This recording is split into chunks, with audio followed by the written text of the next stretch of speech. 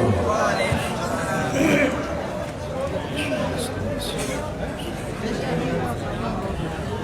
نحمده ونستعينه ونستغفره ونؤمن به ونتوكل عليه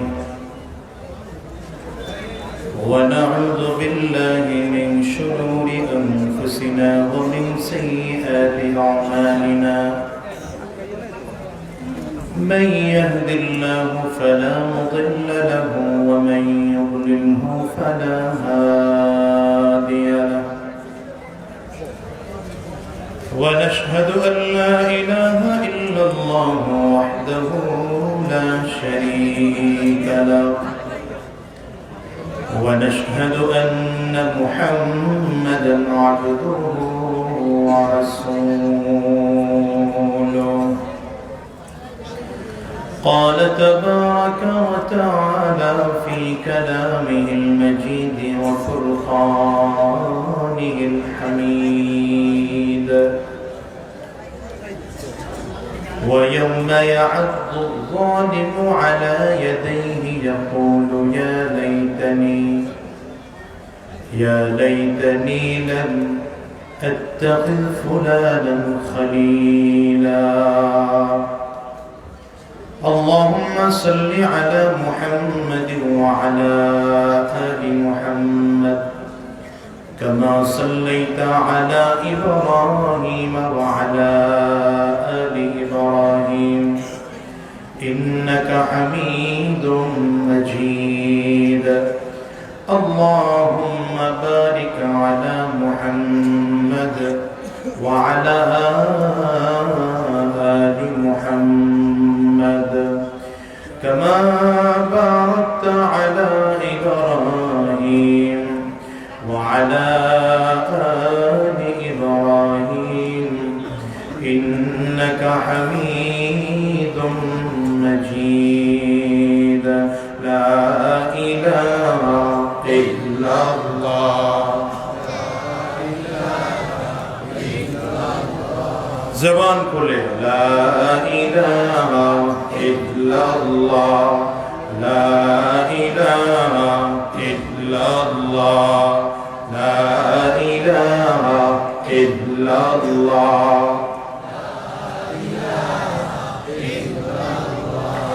لا إله إلا الله لا إله إلا الله لا إله إلا الله لا إله إلا الله لا إله إلا الله لا إله إلا الله لا إله إلا الله لا إله إلا الله لا إله إلا الله لا إله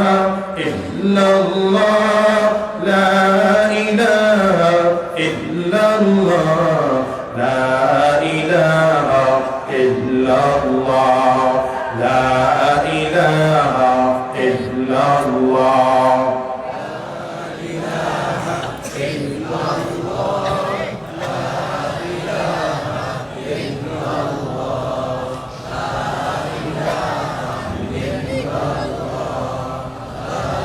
لا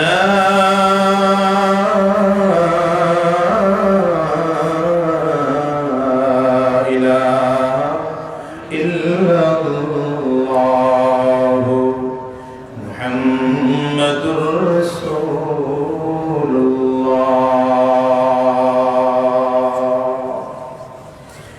الحمد لله ঐতিহ্যবাহী বরিশালের প্রাণকেন্দ্র বরিশালের সবচেয়ে প্রবীণ মাদ্রাসা জামিয়া মাহমুদিয়া মাদ্রাসার ঐতিহাসিক 3 দিন ব্যাপী মাহফিলের আজ সমাপনী দিবস, সমাপনী অধিবেশন। আজকের অধিবেশনের সম্মানিত মুহতারাম সভাপতি, সম্মানিত প্রধান অতিথি, বিশেষ অতিথিবৃন্দ,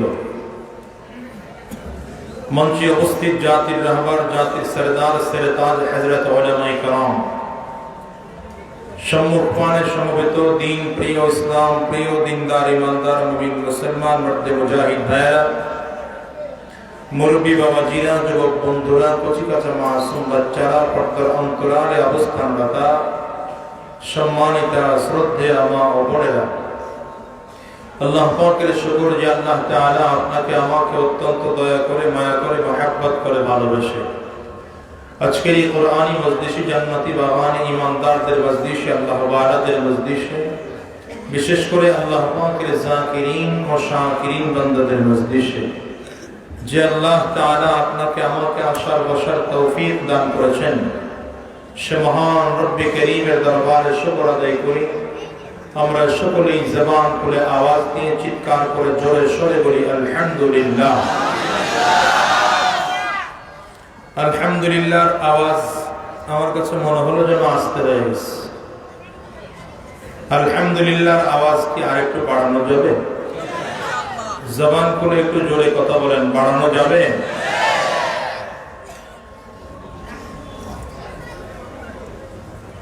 মুসলমানদের আওয়াজই হচ্ছে একমাত্র ইসলাম বিজয় করার সম্ভব। ঠিক আছে, আসতে বললে তো হয় না।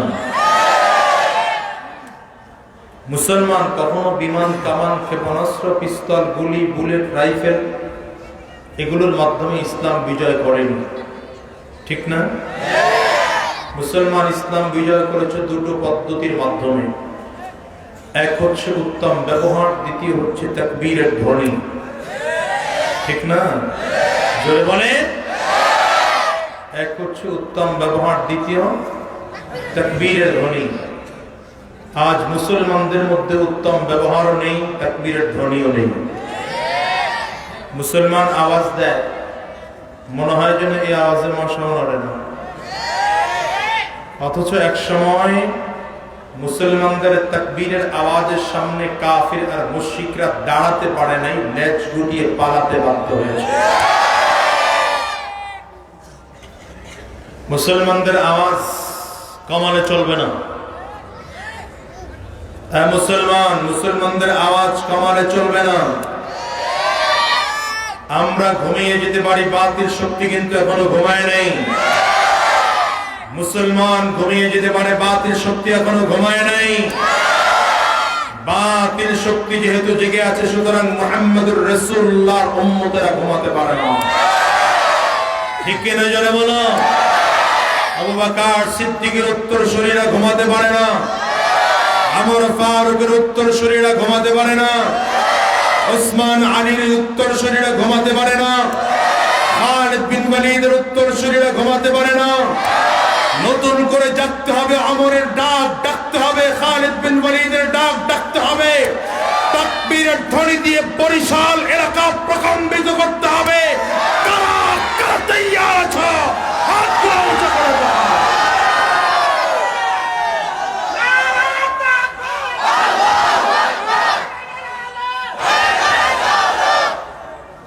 আওয়াজটা আমার মন মতো হইল না, আমার মন মতো আওয়াজ না হইলে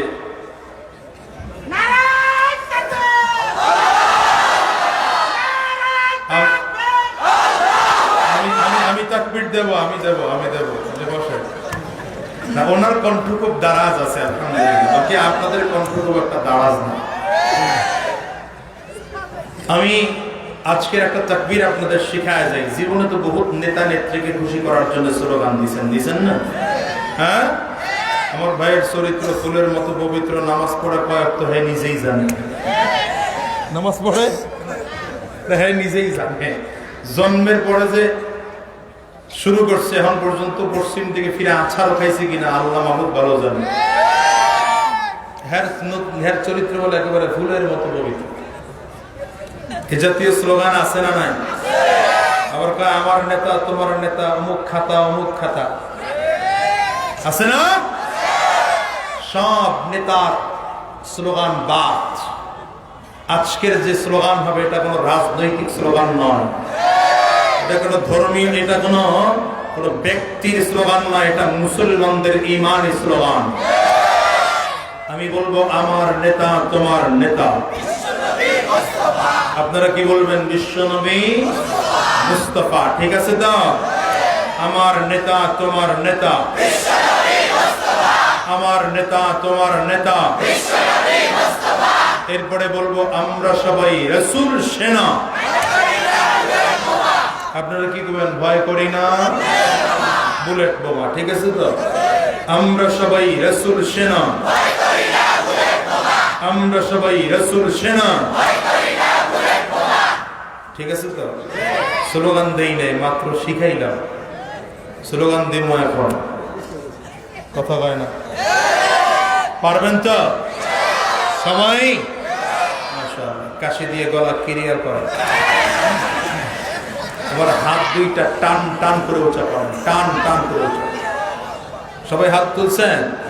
মাশাআল্লাহ। হাতগুলো তুলছেন? ভালো করে হাতগুলো উঁচা করেন, টান টান করে উঁচা করেন। হাতগুলো মুঠ করেন, দেন ঝাঁকি দেন, জোরে ঝাঁকি দেন। শরীরের মধ্যে একটা স্পিড আসুক। দেখেন জাকির ছুটে আবার আরেকজনের নাক ফাটায় দিছেন তো, ঝাঁকি দিছেন তো। এবার কণ্ঠের যতটুকু পাওয়ার আছে পুরোটা পাওয়ার ছেড়ে দিয়ে আওয়াজ দিতে হবে। মুসলমান রেডি? সবাই রেডি? নারে তাকবীর! হয় না? মাউদিয়া মাদ্রাসা পাবলিকের এই আওয়াজ মানায় না। দুই হাত তুইলা আরো জোরে নারে তাকবীর! আল্লাহু আকবার! হাত তুলেন না কামিয়া, তুলেন। নারে তাকবীর! আল্লাহু আকবার! নারে তাকবীর! আল্লাহু আকবার! আমরা সবাই রাসূল সেনা, ভয় করি না বুলেট বোমা। আমরা সবাই রাসূল সেনা, ভয় করি না বুলেট বোমা। আমরা সবাই নবীর সেনা, ভয় করি না বুলেট বোমা। ভয় করি না বুলেট বোমা। আমরা সবাই রাসূল সেনা। আমার নেতা তোমার নেতা, বিশ্বনবী মুস্তাফা, বিশ্বনবী মুস্তাফা। আমার নেতা তোমার নেতা, আমার নেতা তোমার নেতা, বিশ্বনবী মুস্তাফা। নারে তাকবীর! আল্লাহু আকবার! নারে তাকবীর! আল্লাহু আকবার! কোরআন সুন্নাহর আলো ঘরে ঘরে জ্বালো। কোরআন সুন্নাহ যেখানে আমরা আছি সেখানে, আলেম ওলামা যেখানে আমরা আছি সেখানে, পীর বুজুর্গ যেখানে আমরা আছি সেখানে। নারে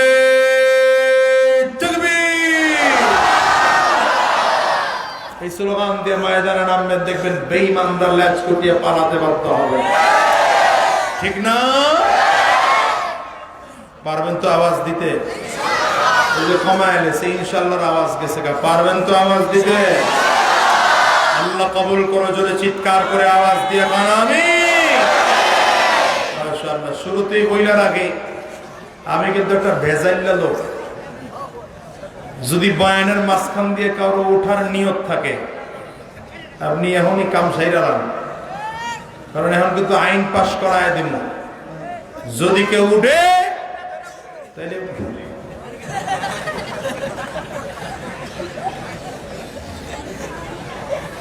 উঠা উঠির কাম নাই, কথা কয় না। ঠিক আছে তো? আপনারা বললে আলোচনা পুরোটা কমায় দেব, প্রয়োজনে আধা ঘন্টা কথা বলবো। কতক্ষণ? কতক্ষণ? হ্যাঁ, না এত সময় না। আর 2 ঘন্টা বেশি মনে চাইলে আপনারা 2 ঘন্টা থাকেন, আমি আর 1 ঘন্টা আছি। ঠিক আছে তো? তবে এই এখন যারা বের হওয়ার হোক, এরপরে এই 2 সেকেন্ড পরে যারা বের হবে মনে করবেন হেরা মাদ্রাসার পক্ষে না, এরা মাদ্রাসার বিরুদ্ধে। এরা মাদ্রাসার না হইলেই খুশি, কথা হয় না। দেখছেন কত লোক নিয়ত করে বইছে যে অর্ধেক ঘুরে যাবো। দেখছেন রোগী ধরা পড়তেছে সব। এরা আগেই নিয়ত করে বইছে যে একটু করে যাবো। নিয়তে দেখছেন কত গরমিল। ইমাম বুখারীকে শুরুতেই হাদিস কম কারণে হাদিস শুরু করার একদম শুরুটাই বলছেন নিয়তের হাদিস। নিয়তি গরমিল আছে, নিয়তটা ক্লিয়ার করে বসেন। আরে এতটুকু রাজি না যে বয়ানটুকু শেষ করে যাব। কত মাশাআল্লাহ। এখন ঠিক আছে তো? যারা উঠার গেছে গা এবার চুপচাপ করে বসে পড়ে, একদম ধীরে স্থিরের সাথে চুপচাপ করে বসে পড়ে। একজনেরা শুরু করলে 60 জন মিলে দইরা সাইকেল বসাইব। ঠিক আছে তো? কারণ এই মানুষগুলো বড় ভেজাইল্লা মানুষ। এরা ওই আলোচনা শুনে না, অর্ধেক শুনে যায়, বাহিরে গিয়ে সমালোচনা করে, আরে কি এর ওয়াজ করছে আনতাজি। দোষ কি হ্যাঁ না আমার ওয়াজের? হ্যাঁ, তো অর্ধেক হই না গেছে। হ্যাঁ ঠিক আছে তো? শেষ পর্যন্ত থাকতে পারবেন না ইনশাআল্লাহ? কারা কারা দেখে 2 হাত উঁচা করে। এবার ডানিয়ার ভাবে তাকান, দেখেন তো হাত তুলে নাই কেটা, মনে করবেন হ্যাঁ ফাঁকিবাজ, নিয়তে গরমিল আছে। ঠিক আছে তো? আল্লাহ কবুল করুন, বলেন আমিন। ভাইরা আমার, আমরা বাংলাদেশের মানুষ সময়ের মূল্য বুঝি না। সময়ের মূল্য আমরা বুঝি না, অযথা সময় নষ্ট করে কাটায়। এই চায়ের দোকানে, বিভিন্ন জায়গায় আড্ডা দিয়ে শুধু শুধু কিছু সময় নষ্ট করে ফেলে। আমার জীবনের প্রতিটা মুহূর্তের দাম আছে। আমার জীবনের প্রতিটা মুহূর্তের দাম আছে। কিয়ামতের ময়দানে নবীজি বলেন, লা ইয়াজালু কদামা বনি আদম হাত্তা ইউসআলু আন খামস। কিয়ামতের দিনে 5টি প্রশ্নের প্রশ্ন করা হবে। এই প্রশ্নের জবাব দেওয়ার আগ পর্যন্ত একটা কদম নাড়ানোর শক্তি কারো থাকবে না। এর মধ্যে প্রথম নম্বর, আন আমরিহি ফিমা আফনাহু। সময় 30 বছর, 40 বছর, 50 বছর, 60 বছর, 70 বছরের হায়াতের জিন্দেগি ছিল, এই সময়টারে কোন কাজে খরচ করছে আল্লাহ হিসাব চাবেন। এরপরে আরেকটা হিসাব চাবেন, ওয়া আন শাবাবিহি ফিমা আবলাহু। যৌবনটাকে কোন রাস্তায় খরচ করছে। এজন্য এখানে যারা বসছেন, প্রতিটা সময়ের মূল্যের হিসাব দিতে হবে, প্রতিটা মুহূর্তের হিসাব দিতে হবে। বুঝেন নাই? আমরা সময়ের দাম বুঝি না। বড় লাভের জন্য মানুষ ছোট লাভ ছেড়ে দেয়, এটা স্বাভাবিক। কিন্তু আমরা বড় লাভ কোনটা ওটাও বুঝলাম না, ছোট লাভ ছাড়বো কোনটা সেটাও বুঝিনি। ইমানদারের বড় লাভ হচ্ছে আখিরাতের লাভ। বলেন ইমানদারের বড় লাভ কোনটা? আখিরাতের লাভ। আখিরাতের লাভের জন্য দুনিয়ার লাভ যদি একটু ছেড়ে দিতে হয়, অসুবিধা নাই। একটা উদাহরণ দিলে ভালো করে বুঝবেন। বিশ্বের সবচেয়ে টপ লেভেলের ধনী, নাম্বার 1 ধনী বিল গেটস, নাম শুনছেন তো? হ্যাঁ, সবচেয়ে 1 নম্বর ধনী। এখন নাই তিনি। তো 2006 সনের প্রতিবেদন বলছি, বিল গেটস যখন প্রথমবার সে টপ লেভেলের ধনী হয়েছে, সেই সময়কার কথা। রাস্তা দিয়ে চলতেছেন, পকেট থেকে হাত রুমাল বের করতে গিয়ে কিছু আমেরিকান ডলার নিচে পড়ে গেছে। তো উনি নিচে তাকায়া হাঁটা শুরু করছেন। নিজে উঠান নাই, কাউরে উঠাইতেও বলেন নাই। 2-4 জন পাশে আশেপাশে চামচা টামচা থাকে না, একজনে উঠেছে। উঠায় গয়না দেখে $30,000। কত? $30,000 বাংলা টাকা খবর নাই। 80 টাকা দিয়ে গুণ দেন, এখন তো প্রায় 85 টাকা, তাও বাদ দেন, 80 টাকা দিয়ে গুণ দেন, প্রায় 24 লক্ষ টাকা। কত? 24 লক্ষ টাকা ফানায় রেখে যাইতেছে। তো যে উঠেছে সে চিন্তা করে, এতগুলো ডলার ফানায় রেখে গেল, কাউরে বললো না উঠাইতে, নিজে উঠাইলো না। ঘটনা কি? দৌড়ে গিয়ে কয়, স্যার এতগুলো ডলার পড়ে গেল, আপনি উঠাইলেন না, কাউরে উঠাইতেও বললেন না। বলে কতগুলো পড়ছে? $30,000। দেখো, আমার প্রতি সেকেন্ডে ইনকাম হচ্ছে $1.5 লক্ষ। কত? প্রতি সেকেন্ডে। তার মানে বাংলা টাকার 1,20,00,000 টাকার উপরে। তো আমি যদি $30,000 উঠাইতে যাইতাম, এটা উঠায়া মুছা পকেটে ঢুকাইতে মিনিমাম 5 সেকেন্ড সময় লাগতো। 1.5 গুণ 5 কত? কথা কয় না? 7.5। 1.5 গুণ 5 7.5। এই $7.5 মানে 5 সেকেন্ডে আমার $7.5 হারাইতাম শুধুমাত্র এই $30,000 কামাই করার জন্য। এই জন্য এটা বাদ দিয়া, ছোট স্বার্থ বাদ দিয়া বড়টার পিছনে দৌড়াইলাম। বিল গেটস সে একটা দুনিয়াদার মানুষ, সে তার সময়কে মূল্যায়ন করে তার লাইনে বড় হতে পেরেছে। মুমিন মুসলমান যারা আছেন, আপনিও যদি আপনার লাইনে সময়কে মূল্যায়ন করতে জানতেন তো আপনি মৃত্যুর সাথে সাথে জান্নাতুল ফিরদাউসের মালিক হয়ে যেতেন। সময়ের মূল্যায়ন করতে জানি না আমরা। আচ্ছা বলেন তো, বিল গেটসের প্রতি সেকেন্ডে ইনকাম হচ্ছে $1.5 লক্ষ। একজন মুমিনের প্রতি সেকেন্ডের মূল্য কত? সুবহানাল্লাহ, সুবহানাল্লাহ। একজন মুমিনের প্রতি সেকেন্ডের মূল্য কত বলেন না? হায় হায় হায়। আচ্ছা একজন মুমিন যদি চায় প্রতি সেকেন্ডে একটা করে নেকি তার আমলনামায় লেখাতে পারে না পারে না? পারে পারে পারে। একজন মুমিন যদি চায় প্রতিটা সেকেন্ডে তার আমলনামায় একটা হলে কম হলেও একটা করে নেকি আমলনামায় লেখাতে পারে। একটু উদাহরণ দিলে ভালো করে বুঝবেন। আপনাদের ঘড়ি আছে? কারো কাছে ঘড়ি আছে? ঘড়ি থাকলে একটু ঘড়িটা ধরেন, একদম ঠান্ডা মাথায় ধীরে ধীরে আস্তে আস্তে সুন্দর করে বলেন সুবহানাল্লাহ। কয় সেকেন্ড লাগছে দেখেন তো, যাদের ঘড়ি আছে। আবার পড়ি, দেখেন কয় সেকেন্ড লাগে। সুবহানাল্লাহ। কয় সেকেন্ড লাগছে?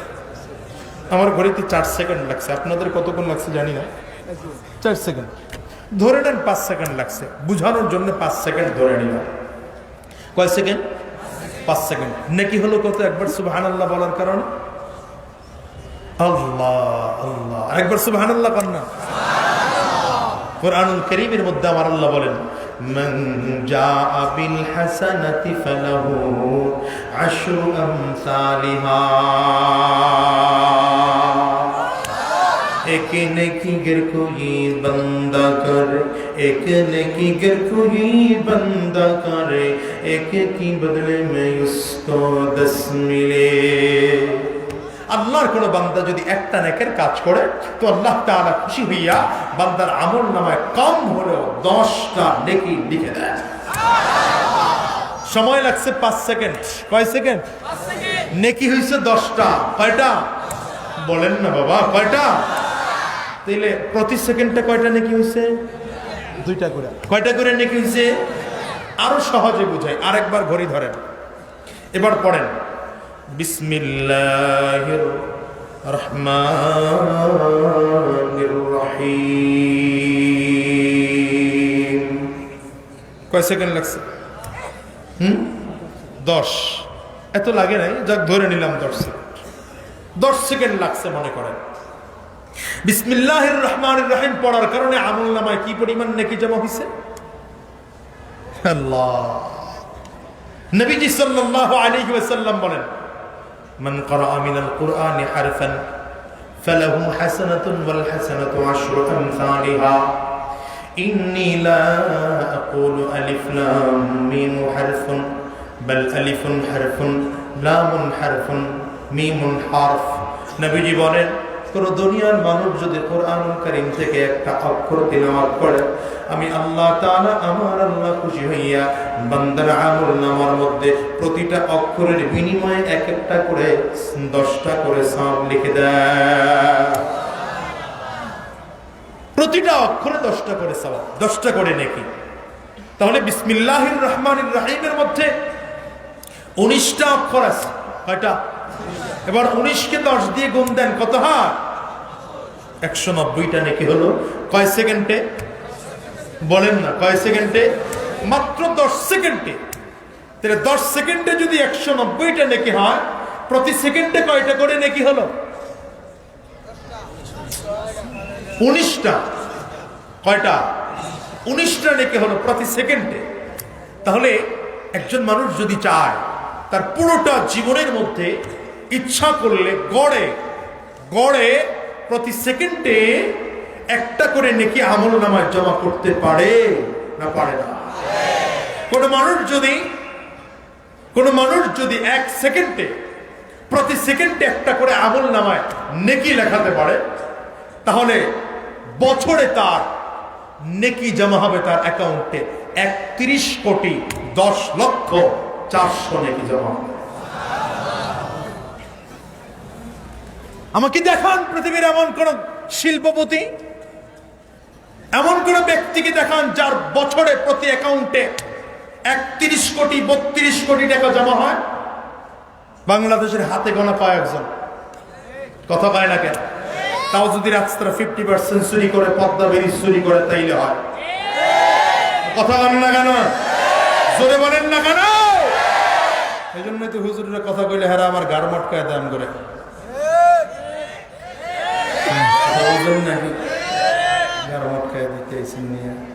আপনার সাথে আমার কোনো ঝগড়া নাই, মারামারি নেই, কাটাকাটি নেই। গাড় মটকায় দিয়ে আপনার লাভটা কি হইব? হ্যাঁ রে ভাই, কোনো ঝগড়া করতে আসি নাই। মনে রাখবেন, আলেমদের অন্তরে আপনাদের জন্য ভালোবাসা ভরপুর, হৃদয়ে ভালোবাসার কোনো অভাব নেই। ভালোবাসা নিয়ে কথা বলছি। আপনি তো কোনোদিন বলেন নাই যে দেশে যারা চাঁদাবাজি করে তাদের ঘাড় মটকায় দেব। মুসলমান কথা বলো না কেন? আপনি তো কোনোদিন বলেন নাই এদেশের চোরদের ঘাড় মটকায় দেব। আপনি তো কোনোদিন বলেন নাই এদেশের ইফতিজারদের ঘাড় মটকায় দেব। আপনি তো কোনোদিন বলেন নাই ধর্ষকদের ঘাড় মটকায় দেব। আলেমদের ঘাড় মটকায় দেওয়ার শখ হয়েছে কেন মিয়া? হাত বেশি শক্ত মনে হয়? হাত খুব শক্ত মনে হয়? হাত ভেঙে দিতে আমার মালিকের সময় লাগে না। তোমার মতো কত নেতা খাতা আল্লাহ আগুনে পুড়ায় মারছে, পানিতে চুবায় মারছে, পাহাড়ের সাথে আশ্রয় মারছে। কথা কাও না কেন? ঠিক কিনা?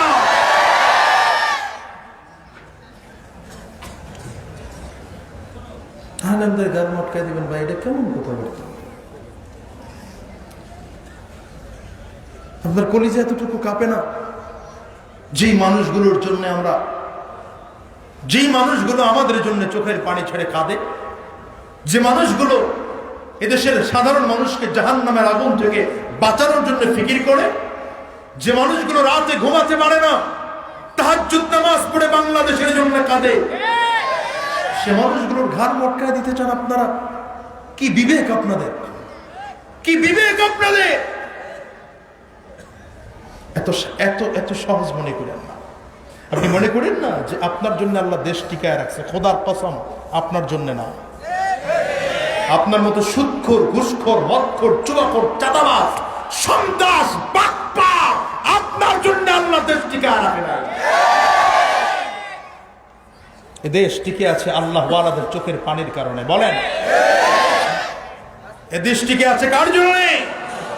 আল্লাহ ওয়ালাদের চোখের পানির কারণে। আপনার জানা নাই এদেশের হাজারো আলেম এই মাদ্রাসাগুলোতে রাত্রিবেলায় আসলে দেখবেন তদন্ত কমিটি গঠন করেন, তো বাইরে বাইরে গিয়ে মাদ্রাসায় ঢুকে না, আরে আন্তাজি গিয়ে কয় জঙ্গি পাইছি, জঙ্গি পাইছে।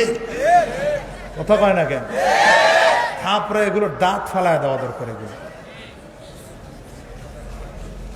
আরে ভাই, তদন্ত করতে হলে রাত্রিবেলা আসবেন, 3টা 3:30 পরে মাহমুদিয়া মাদ্রাসায় ঢুকবেন, বাজার রোড ঢুকবেন, হোসাইনিয়া মাদ্রাসায় ঢুকবেন। কথা কয় না কেন? চরমনাই মাদ্রাসায় ঢুকবেন, বাংলাদেশের ঐতিহ্যবাহী মাদ্রাসাগুলোতে যাবেন, দেখবেন মসজিদের বারান্দা, মাদ্রাসার বারান্দা, মসজিদের ভেতর আল্লাহর বান্দাদের চোখের পানির কারণে কান্নার আওয়াজে মসজিদ ঝমঝম করে। কথা কয় না কেন?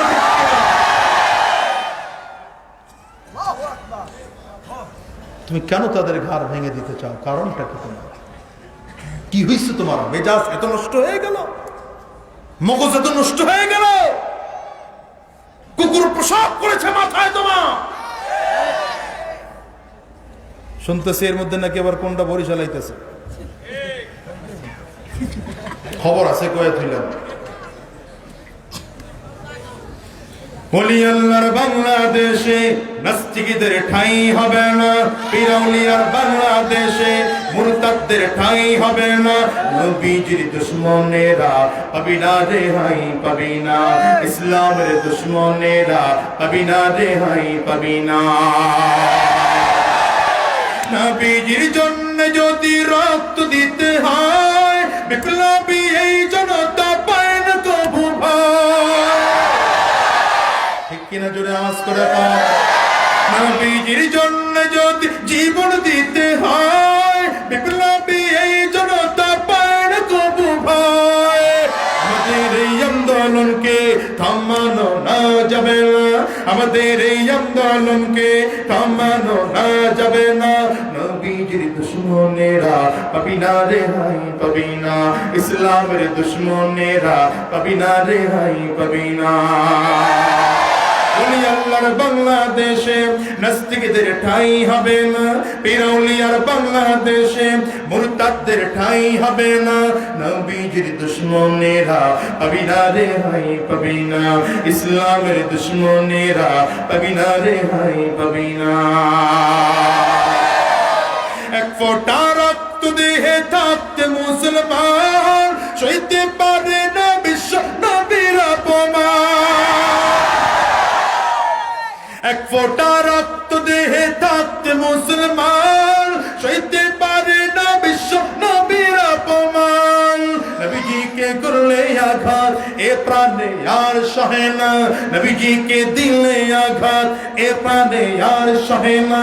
নবীজির দুশমনেরা পাবি না রেহাই পাবি না, ইসলামের দুশমনেরা পাবি না রেহাই পাবি না। রাগ করছেন চেহারা বেজার হয়ে গেল।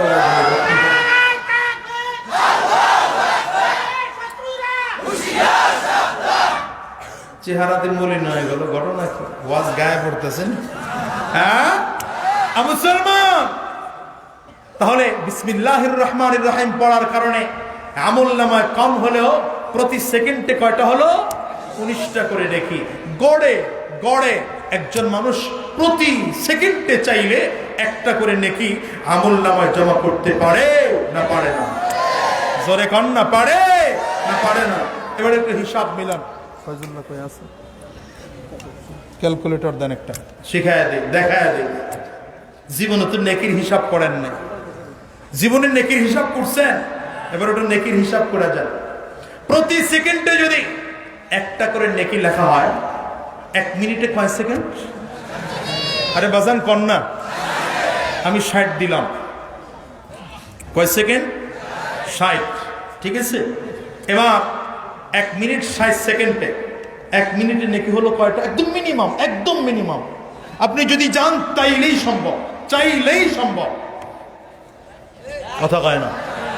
যদি আপনি কি বলে 1 মিনিটে কয়টা হলো?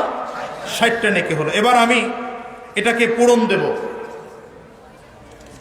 কত দিয়া? 1 ঘন্টা কত মিনিটে? 60 মিনিটে। একটা 60 দিয়ে পূরণ দিলাম, কত হলো?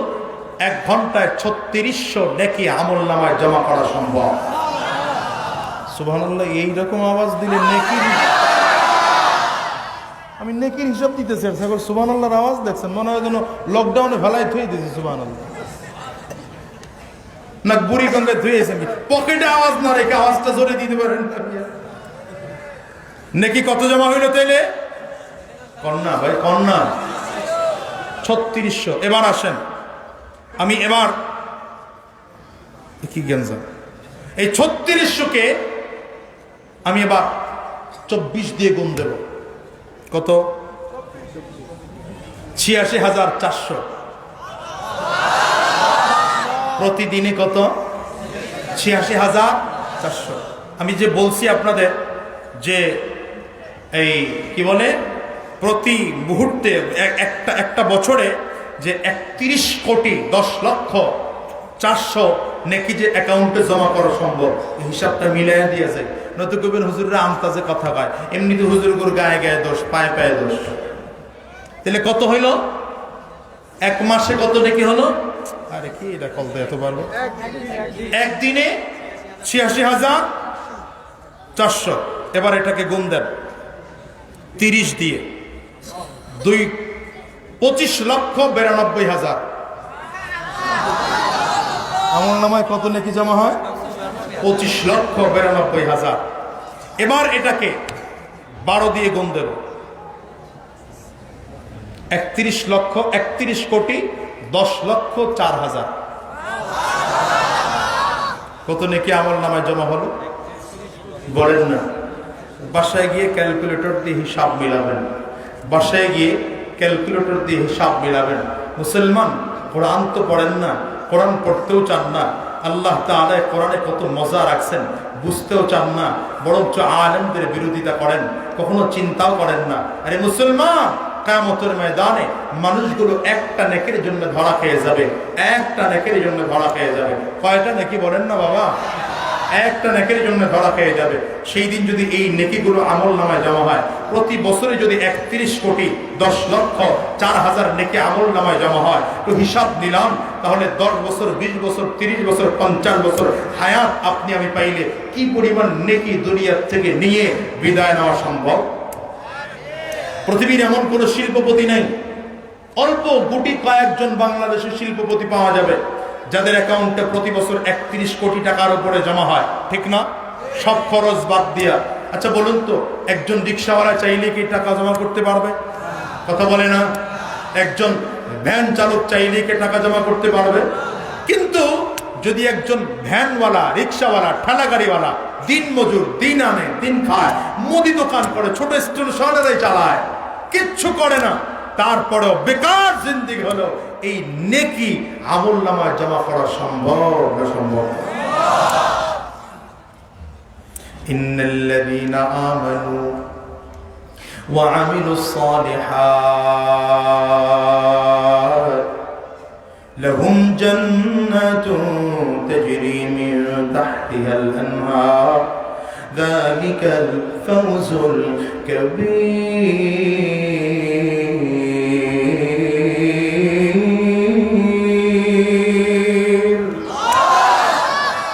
আল্লাহ বলেন, কোন মানুষের মধ্যে যদি 2টা গুণ থাকে, কয়টা গুণ? 1 নম্বর গুণ হলো ঈমান, 2য় নম্বর গুণ হলো নেক আমল। এই 2টা গুণ যদি কোনো মানুষের মধ্যে থাকে, আমার আল্লাহ তাআলা ডাক দিয়ে বলেন, ওই বান্দাকে আমি আল্লাহ তাআলা এমন জান্নাত দেব, যেই জান্নাতের নিচ দিয়ে দুধের নদী বয়ে যাবে, যেই জান্নাতের নিচ দিয়ে শরাবের নদী বয়ে যাবে, যেই জান্নাতের নিচ দিয়ে মধুর নদী বয়ে যাবে, যেই জান্নাতের নিচ দিয়ে স্বচ্ছ পানির নদী বয়ে যাবে। শুধু তাই নয়, আবার মালিক পেছন থেকে চমৎকার করে ঘোষণা দিবেন, মা তাশতাহি আনফুসুকুম, রে বান্দা, তোমার যা যা খাইতে মনে চায় তুমি খাও, কোনো নিষেধ না। শুধু তাই নয় রে দুনিয়ার মুসলমান, কিয়ামতের ময়দানে যদি তুমি আর আমি, স্বামীও জান্নাতি হয়, স্ত্রীও জান্নাতি হয়, স্বামীও জান্নাতি, স্ত্রীও জান্নাতি, আমার আল্লাহ তাআলা স্বামী আর স্ত্রীকে দেখা করানোর আলাদা একটা পদ্ধতি তৈরি করে দেবেন। শুধু তাই নয়, আল্লাহ তাআলা এদেরকে আলাদা মেহমানদারির ব্যবস্থা পর্যন্ত করে ফেলবেন। হাদিসের মধ্যে আসছে, স্বামীও যদি জান্নাতি হয়, স্ত্রীও যদি জান্নাতি হয়, আল্লাহ তাআলা কিয়ামতের ময়দানে জান্নাতের মধ্যে একজন আরেকজনের সাথে যখন সাক্ষাৎ করাবেন, আলাদা একটা ব্যবস্থা গ্রহণ করবেন আমার মালিক। চিল্লায় জবান করে বলো আল্লাহু আকবার। এই হাদিসটা বলার আগে আপনাদের কাছে একটু জানতে চাই, বাসায় এখানে যারা আছেন, বাসায় গিয়ে আজকে স্ত্রীর হাত ধরে বলবেন, প্রাণের স্ত্রী আমার, যেমন করে একসাথে জীবন কাটাইছি দুনিয়ায়, ঠিক তেমন করে একসাথে জান্নাতেও কাটাতে চাই।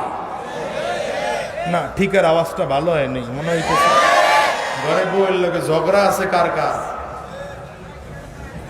রোগী ধরা গায়ে যাবে।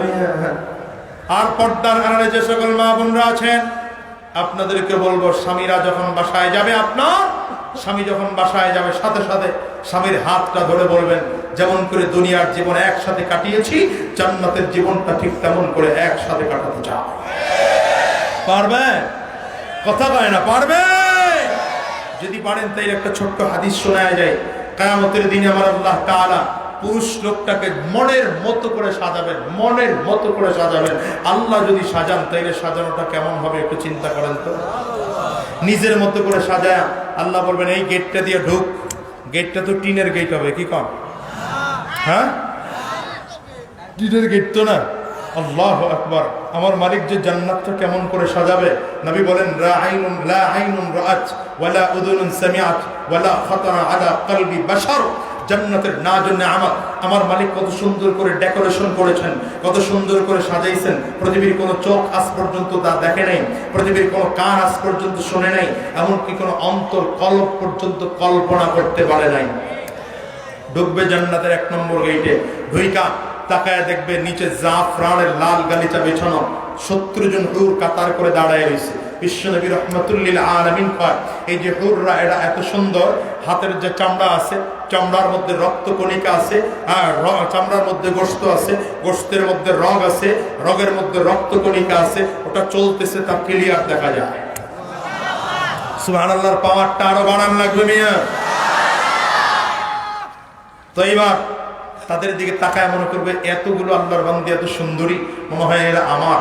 আল্লাহর বান্দি বলবে না, আমরা আসলে আপনার নই, আমরা ভেতরে যারা আছে তার পাহারা দিচ্ছি। আরেক গেট পার হবে, আরেক গেট পার হয়ে দেখবে আগের যেই 70 জন হুর ছিল, পেছনের ওয়ালারা তার চেয়ে দ্বিগুণ সুন্দরী, তার চেয়ে দ্বিগুণ সুন্দরী। মনে করবে এরা মনে হয় আমার। আল্লাহর বান্দি হুররা বলবে না, আমরা আপনার না, আরো ভেতরে যান, আরো ভেতরে যান। ভিতরে আরেক গেট পার হবে, দ্বিতীয় ওয়ালার চেয়ে দ্বিগুণ। সুবহানাল্লাহ কয় না? আল্লাহর বান্দা আরো এক গেট পার হবে, দেখবে তার চেয়েও দ্বিগুণ। এভাবে করে করে 70টা গেট পার হবে। কয়টা গেট পার হবে?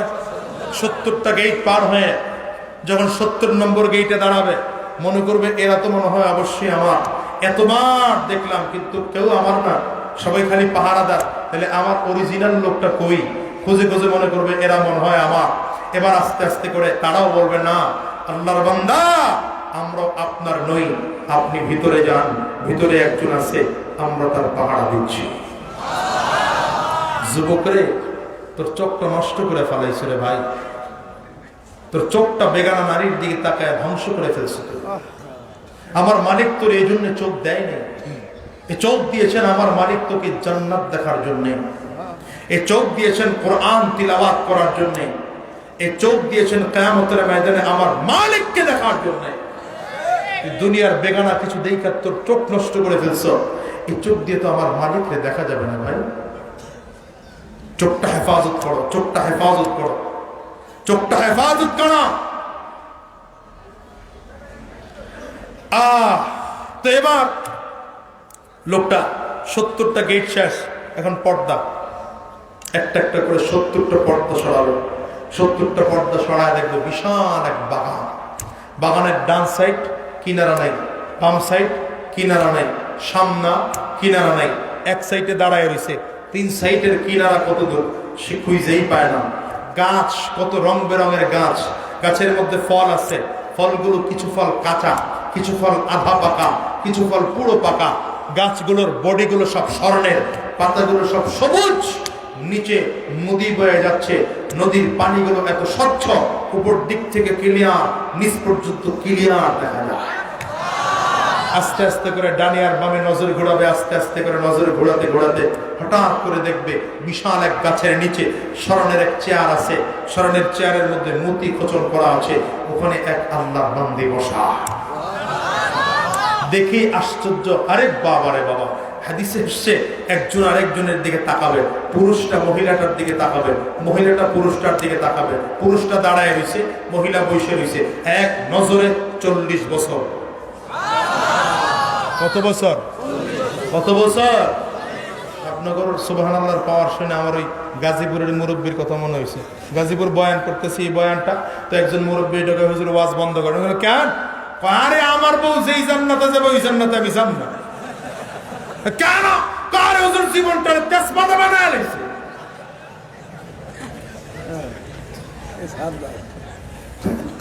আপনাদের ঘরের বউ তো তেজপাতা বানায় নি, মানে যে ঘরে দিনদার মেয়ে না আনলে তো তেজপাতা বানাবে। নজর থাকে যৌতুকের দিকে। কোন দিকে? যৌতুকের দিকে নজর। শ্বশুর বাড়ির থেকে মোটরসাইকেল কোন ব্র্যান্ডের পাবে, কোন কোম্পানির মোটরসাইকেল, কথা কয় না কেন? আর যদি আর একটু বেশি বড় লোক হয় তাহলে প্রাইভেট গাড়ির কোম্পানি হবে কোন কোম্পানি, কথা কয় না কেন? আর এই যৌতুক নিয়ে নিয়ে পরিস্থিতি এমন হয়েছে, বউ ভাত রান্না করে খাওয়াবে বহুত দূরের কথা, উল্টো হ্যার রান্না করে বউরে খাওয়ানো। গত কয়েক জুমা আগে আমার এক মুসল্লি এসে হুজুর আজকে আপনার লগে খানা খাবো।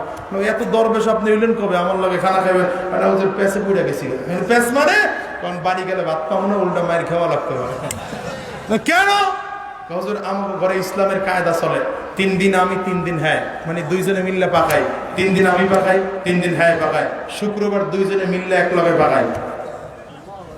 কিন্তু আমি তো আজকে হুজুর আপনার জুমার বয়ান আয়া পড়ছি 11টায়, তো সকালে 11টায় এসে পড়ছি, মূল রান্নার টাইমেই আমি নাই। এখন 2:30টার সময় গিয়ে যদি কই ভাত দাও, ভাতের পরিবর্তে ভিন্ন কিছু দিতে পারবে হুজুর, এই জন্য আর বাড়ি যাবো না, আপনার লগে খানা টানা খাইয়া আসর মাগরিব পড়ার পরে যাবো।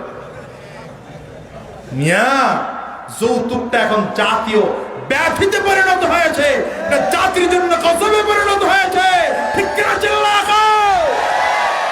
কথা একটা মনে পড়ে গেছে, কয়ালাম কমন নাকি? অসুবিধা নেই তো? ওই এক দেশের বাদশাহ উন্নয়ন করতে কোনো দিক দিয়ে কম করে নেই, যতটুকু উন্নয়ন করা দরকার সব উন্নয়ন করছে। তো এই এলাকার একবার মন্ত্রী পরিষদ নিয়ে বসছে, দেখে এলাকার লোকজন তো সব আমার কথায় চলে, কি বলো? তো মন্ত্রীদের মধ্যে একটা আছে একটু পাজি টাইপের, ও কয় স্যার উন্নয়ন করছেন আপনি, এটা ঠিক আছে, কিন্তু আপনার কথায় কেউ চলে না, সব চলে যার যার বউয়ের কথায়। বাদশাকে উন্নয়ন করলাম আমি, চলবে আমার বউয়ের কথা, এটা কেমন কথাবার্তা? ডাক দে এলাকার সব লোক একত্রিত কর। সব লোক একত্রিত করে বাদশাহ বেলেস পার্ক ময়দানে একত্রিত করছে। কালকে আবার গিয়ে খুঁজলো এর না, ওটা উদাহরণ দিলাম, বুঝেন নাই? এবার বাদশাহ দাঁড়ায় বক্তব্য দিচ্ছে, প্রিয় দেশবাসী, এমনি তো কয় নাকি? হ্যাঁ, আমরা তো ওই রাজনীতি করি না, বুঝি উঠেছি না, আমরা যে রাজনীতি করি হেতে ওইটা নাই, কথা বল না। দাঁড়ায় কয়, প্রিয় দেশবাসী, আমি আপনাদের জন্য ব্রিজ করলাম, আপনাদের জন্য কালভার্ট করলাম, আপনাদের ঘরে ঘরে বাস পৌঁছে দিলাম, এত কিছু করলাম, তারপরেও বিশ্বস্ত সূত্রে জানতে পারলাম আপনারা কেউ নাকি আমার কথায় চলেন না, সব নাকি যার যার বউয়ের কথায় চলেন। সুতরাং পরীক্ষা দিতে চাই, যারা আমার কথায় চলেন ডান দিকে যান, যারা বউয়ের কথায় চলেন বাম দিকে যান। সামনে যা আসলে সব উঠতে বাম দিকে, একটাও ডাইন দিকে নাই, মাঝ বরাবর একটা বয়ে দিছে, এটা ডাইনেও যায় না বায়াও যায় না। বাদশাকে তুই একদিকে যা, সার আল্লাহর রাস্তে মাপছে কেন? বাড়ির থেকে বেরোয়ার সময় আমার বউ কয়ে দিছে, বাদশার কথায় যদি ডাইনে আর বায়া যাও ঠ্যাং পিটে ভেঙে যাবে।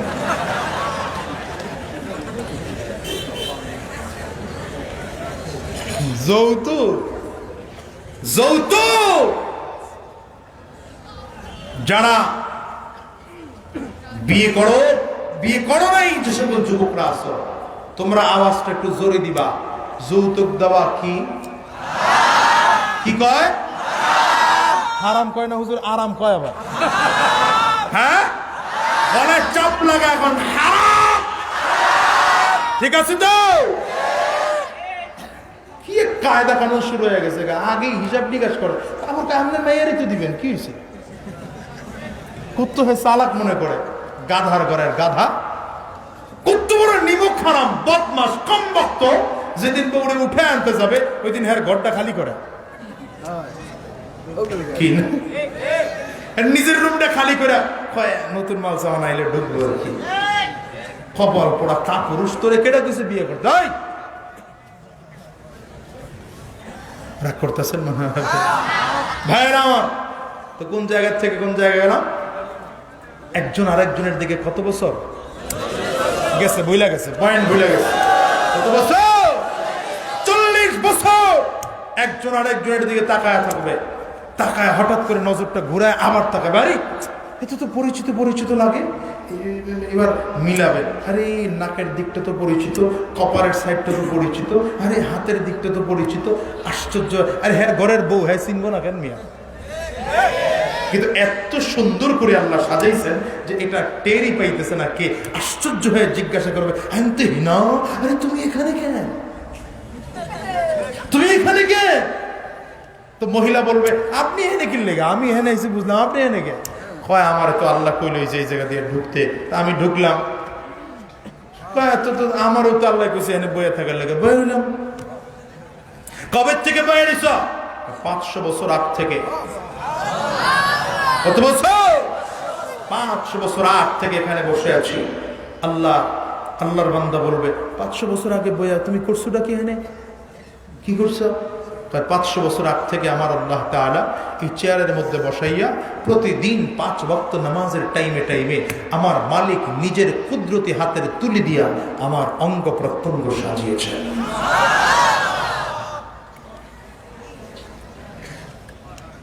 মুসলমান রে, কোরআন পড়ো, কোরআন পড়ো, কোরআন শিখো, জীবনটা কাজে লাগবে। ঠিক কিনা জোরে খাও। নিজে যদি কোরআন শিখতে না পারো, সন্তানটাকে মাদ্রাসায় ভর্তি করায় দাও, জীবন কামিয়াব হয়ে যাবে। ঠিক কিনা জোরে বলো। আমি শেখাও ছেলে মেয়েকে, ওহে মুসলমান, জান কবজের সময় তোমার হইবে রে আসান, জান কবজের সময় তোমার হইবে রে আসান।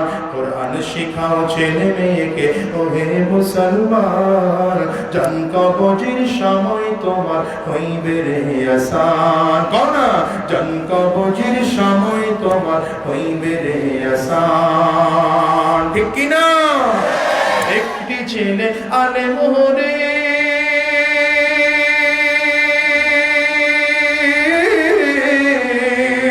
একটি ছেলে আলেম হলে পড়বে কোরআন মৃত্যুকালে, ভেগে যাবে মরদুদ শয়তান, ভেগে যাবে মরদুদ শয়তান, থাকবে রে ঈমান, জান কবজের সময় তোমার হইবে রে আসান। কও জান কবজের সময় তোমার হইবে রে আসান।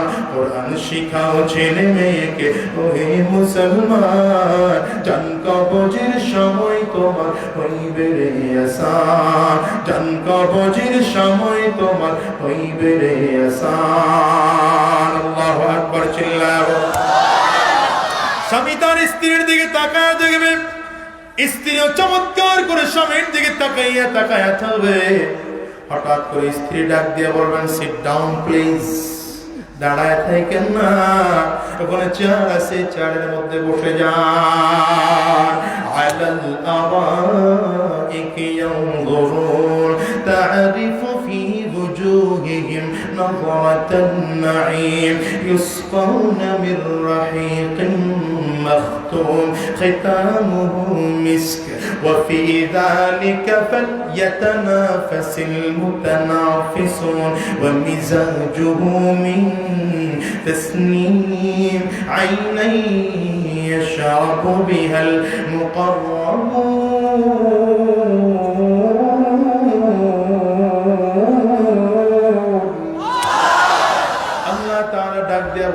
চমৎকার হয়ে গেল। এবার স্বামী তার স্ত্রীকে পেয়ে বসছে, স্ত্রীও তার স্বামীকে পেয়ে ফেলেছে। স্বামী এলে ডাক দিয়া বলে, বসেন না, চমৎকার আরেক বিপরীত সাইডে আরেকটা চেয়ার দেওয়া, ওই চেয়ারের মধ্যে মতি খোঁচন করা আছে। স্বামী তার স্ত্রীর দিকে তাকায়, স্ত্রী তার স্বামীর দিকে তাকায়, মজার মজার কথা বলে, চমৎকার চমৎকার কথা বলে।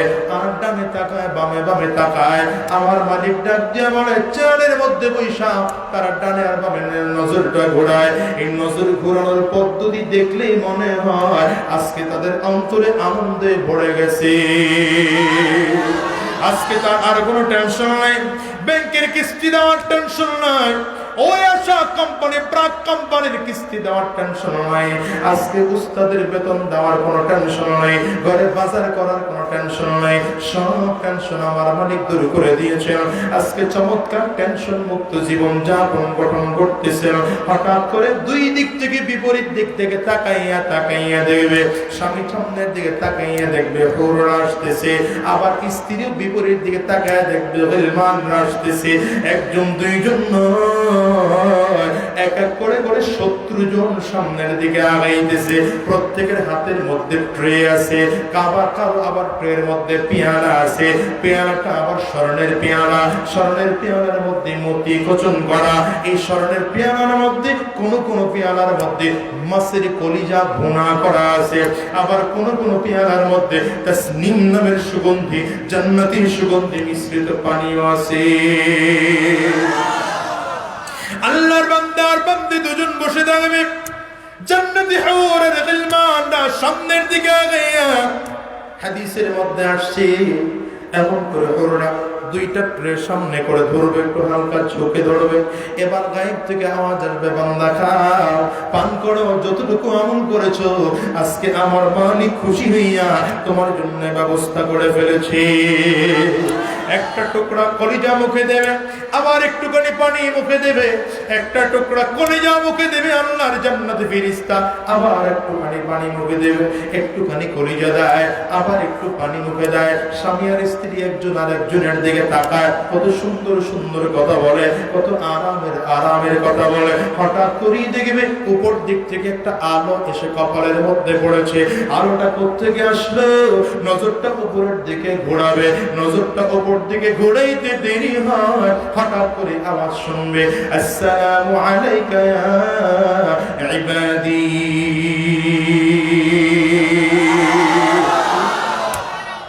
বান্দা উপরের দিকে তাকায় দেখবে আর কেউ নয়, যে মালিকের পাওয়ার জন্য কত দৌড়াইছি, কত দৌড়াইছি, কত দৌড়াইছি, ওই মালিক তো আমার সামনে দাঁড়ায় রয়েছে। আমি আমার মালিকের চেহারাটা চমৎকার করে দেখি। আমি তো আমার মালিককে দেখার জন্য কত দৌড়াইছি, কত দৌড়াইছি। আমার মালিককে দেখার জন্য ফজরের আযান যখন হলো আমি ঘুমাইয়া থাকতে পারি নাই, দৌড়ায় মসজিদে চলে গেছি, না জানি আমার মালিককে আমি পাওয়া যায় না। না, আমার মালিককে আমি পাইলাম না। যোহরের নামাজে না পাইয়া যখন ফজরে আবার আযান দিল, ফজরে চলে গেলাম, ফজরেও পাইলাম না। যোহরে আযান দিল, যোহরেও গিয়া পাইলাম না। আবার আসরের আযান যখন দেয়, আবার দৌড়ে গিয়া মসজিদে যাই, আমার মালিককে আমি পাই কিনা। না না, আমার মালিককে আসরের আযানের পরে মসজিদে গিয়া পাই নাই। আবার মাগরিবে চলে গেলাম, মালিককে পাইনি। না না, মালিককে পাই নাই। আবার ইশার নামাজে চলে গেলাম, মালিককে একটু পাই নাকি, মালিককে পাই নাই। 5 ওয়াক্ত নামাজে না পাইয়া রাত্রিবেলা তাহাজ্জুদ নামাজের মধ্যে দাঁড়াইয়া চোখের পানি পুরো চাইরা কান্দি, মালিক তুমি কই কই কই, মালিক তোমার দেখার জন্য কত পাগলা মিলে ঘুরি। আমার মালিকের তাহাজ্জুদ নামাজে পাই নাই। কোথায়? টঙ্গীর ময়দান, ওই ময়দানে গিয়ে 3 দিন পয়রা ছিলাম। মালিক তুমি কই? না না, সেখানে গিয়া মালিকরে আমি পাই নাই। যখন টঙ্গীর ময়দানে পাই নাই, আল্লাহ ওয়ালাদের দরবার গুলো ঘুরতে আরম্ভ করলাম। ওই উজানির দরবার, সেখানে গিয়া আমি আমার মালিকরে পাই নাই। ওই চরমনাইয়ের দরবার, আল্লাহর কুতুবের দরবারে গিয়ে 3 দিন পয়রা ছিলাম। না না, সেখানে গিয়া আমার মালিকরে আমি পাই নাই। আমার মালিকরে কেমনে বাবা, আমার মালিক তো ডাক দিয়েছেন না তুদরিকুল আবসার, এই চর্ম চক্ষু দিয়ে আমার তোমরা দেখতে পারবে না। এই জন্য মালিকরে এত দেখার চেষ্টা করেছিলাম। না না, আমার মালিকরে কখনো দেখতে পাইলে আমার মালিকরে দেখার বড় আফসোস। বান্দার এই চক্ষুটা দিয়ে তো আমার মালিকরে সব সময় দেখতে মনে চায়, ঠিক কিনা? আওয়াজ করে বল। এই জন্য তো জিবরিল আলাইহিস সালাতু ওয়াস সালাম বিশ্বনবী রাহমাতুল লিল আলামিনের কাছে ইন্তেকালের সময় এসে যখন জিজ্ঞাসা করলেন, পয়গম্বর আপনাকে এখন দুনিয়া থেকে বিদায় নিয়ে আমার মালিকের কাছে যাওয়া লাগবে, আপনার পরামর্শটা কি আপনি একটু বলেন না? বিশ্বনবী রাহমাতুল লিল আলামিন ডাক দেয়, বিশ্বনবী রাহমাতুল লিল আলামিন ডাক দেয়, আল্লাহুম্মা ইয়া রাফিকাল আ'লা, আল্লাহুম্মা ইয়া রাফিকাল আ'লা, আল্লাহুম্মা ইয়া রাফিকাল আ'লা। ও জিবরাইল, ও আজরাইল, আমি তো আমার মালিককে পাওয়ার জন্য আমি চাই।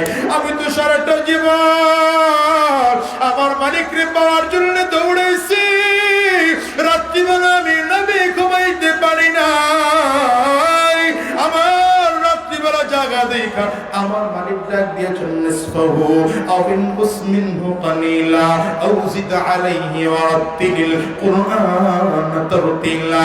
আমি তো রাত বেলা যাই জায়গা জায়গা আমার মালিকরে খুঁজছি, না না আমার মালিকরে তো আমি কইজা ভাই রে, আমার মালিকের কাছে আবার নিয়ে কি যাইবা, যদি নিয়ে যাওয়ার দেরি না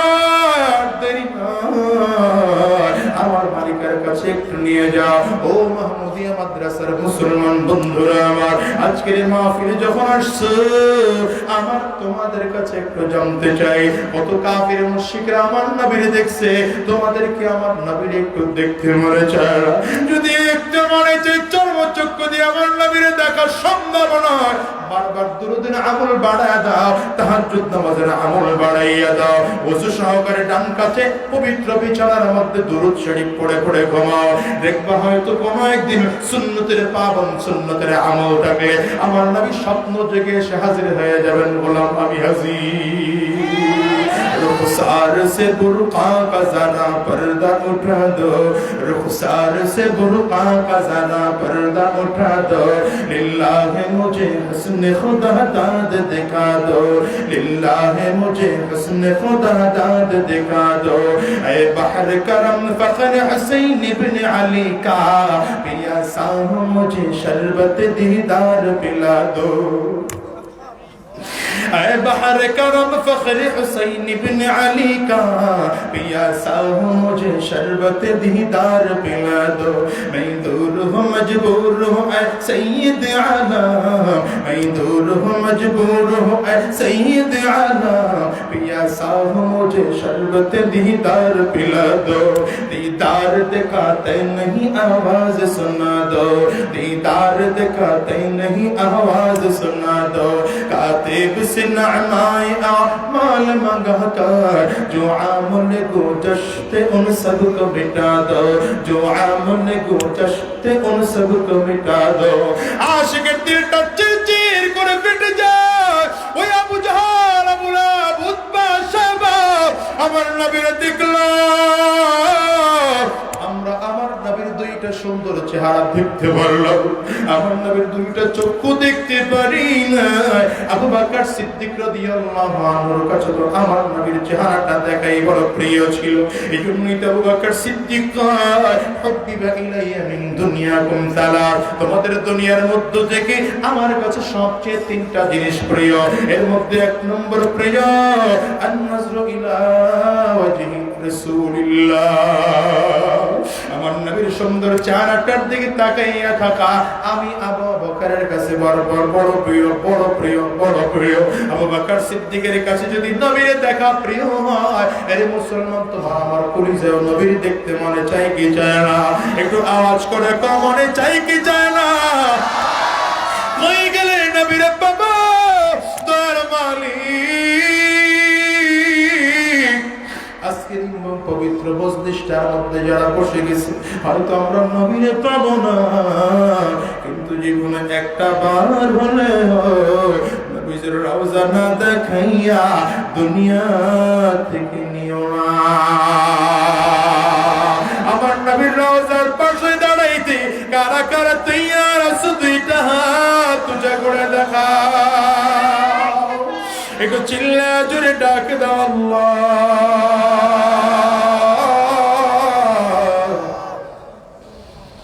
জবানটা খুলে চোখের পানিটা ছেড়ে আমার মালিকরে একটু ডাক দাও, আওয়াজ করে জোরে একটু ডাক দাও না আল্লাহ।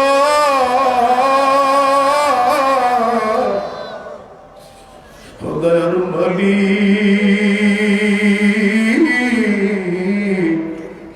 যতগুলো মানুষ আজকে আমরা দুইটা হাত উঁচু করলাম, জীবনে একটা বার হলে তোমার নবীর রওজা না দেখাইয়া কাবা তাওয়াফ না করাইয়া আমাদেরকে দুনিয়া থেকে নিও না।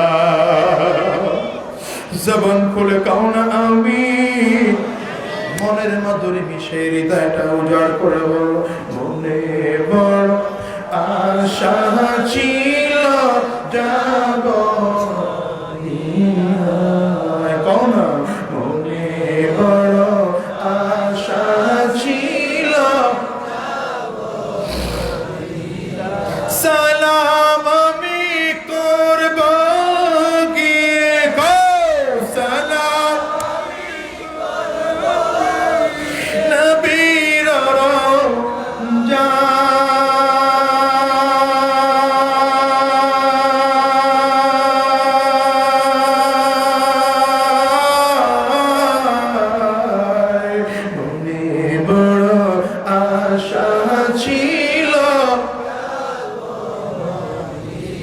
কষ্ট হয়। আল্লাহ জীবনে একটা বার হলেও তোমার নবীর রওজার পাশে দাঁড় করায় দিও। চিল্লায় জোরে কাও না আমিন। আমার মুসলমান ভাইরা, আমার মালিকের জান্নাতে যাইতে মনে চায় কে চায় না? একটু চিল্লায় জোরে। যদি জান্নাতে যাইতে মনটায় চায়, আমল নামায় নেকি জমা করতে থাকো, আমল নামায় নেকি জমা করতে থাকো। যদি নাও পারো প্রতি সেকেন্ডে একটা করে আমল নামায় নেকি জমা দাও। যদি তাও না পারো প্রতি সেকেন্ডে আর একটু বাড়ায় বাড়ায় জমা দাও। যদি তাও না পারো প্রতি মিনিটে হলো একটা করে আমল নামায় নেকি জমা দাও। সাহাবায়ে কেরাম একজন তো আরেকজনের সাথে নেকির প্রতিযোগিতা চলতো। সাহাবায়ে কেরাম একজন আরেকজনের সাথে নেকির প্রতিযোগিতা চলতো। ওরে মুসলমান, এ হলো এক নম্বর কাজ। দ্বিতীয় নম্বর কাজ হলো আল্লাহ ওয়ালাদের সাথে সম্পর্ক লাগাও। আরে কলিজা একটু করে যুবক, তুমি বন্ধুত্ব তৈরি করেছো কার সাথে বলো না? দুনিয়ার বেঈমানদের সাথে তোমার বন্ধুত্ব শুরু হয়ে গিয়েছে। দুনিয়াদারদের সাথে তোমার বন্ধুত্ব হলো। দুনিয়ার কাফির মুশরিকদের সাথে তোমার বন্ধুত্ব হলো। যেই মানুষগুলো নামাজ পড়ে না তুমি তাদের সাথে বন্ধুত্ব করেছো। যেই মানুষগুলো রোজা রাখে না সেই মানুষগুলোর সাথে বন্ধুত্ব করেছো। যেই মানুষগুলো দ্বীনের পথে চলে না সেই মানুষগুলোর সাথে বন্ধুত্ব করেছো। বন্ধুত্ব যদি খারাপ লোকের সাথে হয়, বুখারীর বর্ণনায় নবীজি বলেন, আল মারউ মা'a মান আহাব্বা, কিয়ামতের ময়দানে ফয়সালা তার সাথেই হবে, ঠিকানা তার সাথেই হবে। দুনিয়ায় যার সাথে যেমন সম্পর্ক ছিল, তোমার সম্পর্ক যদি আল্লাহ ওয়ালাদের সাথে হয়, তাহলে কিয়ামতের ময়দানে আল্লাহ ওয়ালার সাথে জান্নাতে যাইতে পারবা। তোমার সম্পর্ক যদি একদম জান্নাতি মানুষের সাথে হয়, কিয়ামতের ময়দানে জান্নাতে যাওয়ার সম্ভাবনা আছে। আর যদি সম্পর্কটা বেঈমান আর কাফির মুশরিক জাহান্নামীদের সাথে হয়, আল্লাহর কসম করে বলে যায় জিন্দেগিতে জান্নাত পাওয়ার আশা কইরো না। তাহাজ্জুদ পড়া লাভ নাই, 22 রাকাত তাহাজ্জুদ পড়া লাভ নাই। প্রতিদিন 22 রাকাত তাহাজ্জুদ নামাজ পড়তে পারো, আল্লাহর কসম করে বলে যায় কোরআন তেলাওয়াত করে করে সকাল বেলায় বের হইতে পারো। কিন্তু তোমার মধ্যে যদি আল্লাহর কোরআনের সম্পর্ক আলেমদের সাথে না থাকে, সম্পর্ক যদি ঈমানওয়ালাদের সাথে না থাকে, সম্পর্ক যদি মাদ্রাসাওয়ালার সাথে না থাকে, আল্লাহর কসম করে বলে যায় কোনো লাভ না। ঠিক কিনা? আওয়াজ করে বলে। সম্পর্ক আলেমদের সাথে লাগবে, সম্পর্ক আলেমদের সাথে লাগবে। ঠিক কিনা? জোরে চিল্লায়। সম্পর্ক বেঈমানদের সাথে হলে ঈমান গ্রহণ করার পরেও ঈমান ছুটে যাওয়ার সম্ভাবনা আছে।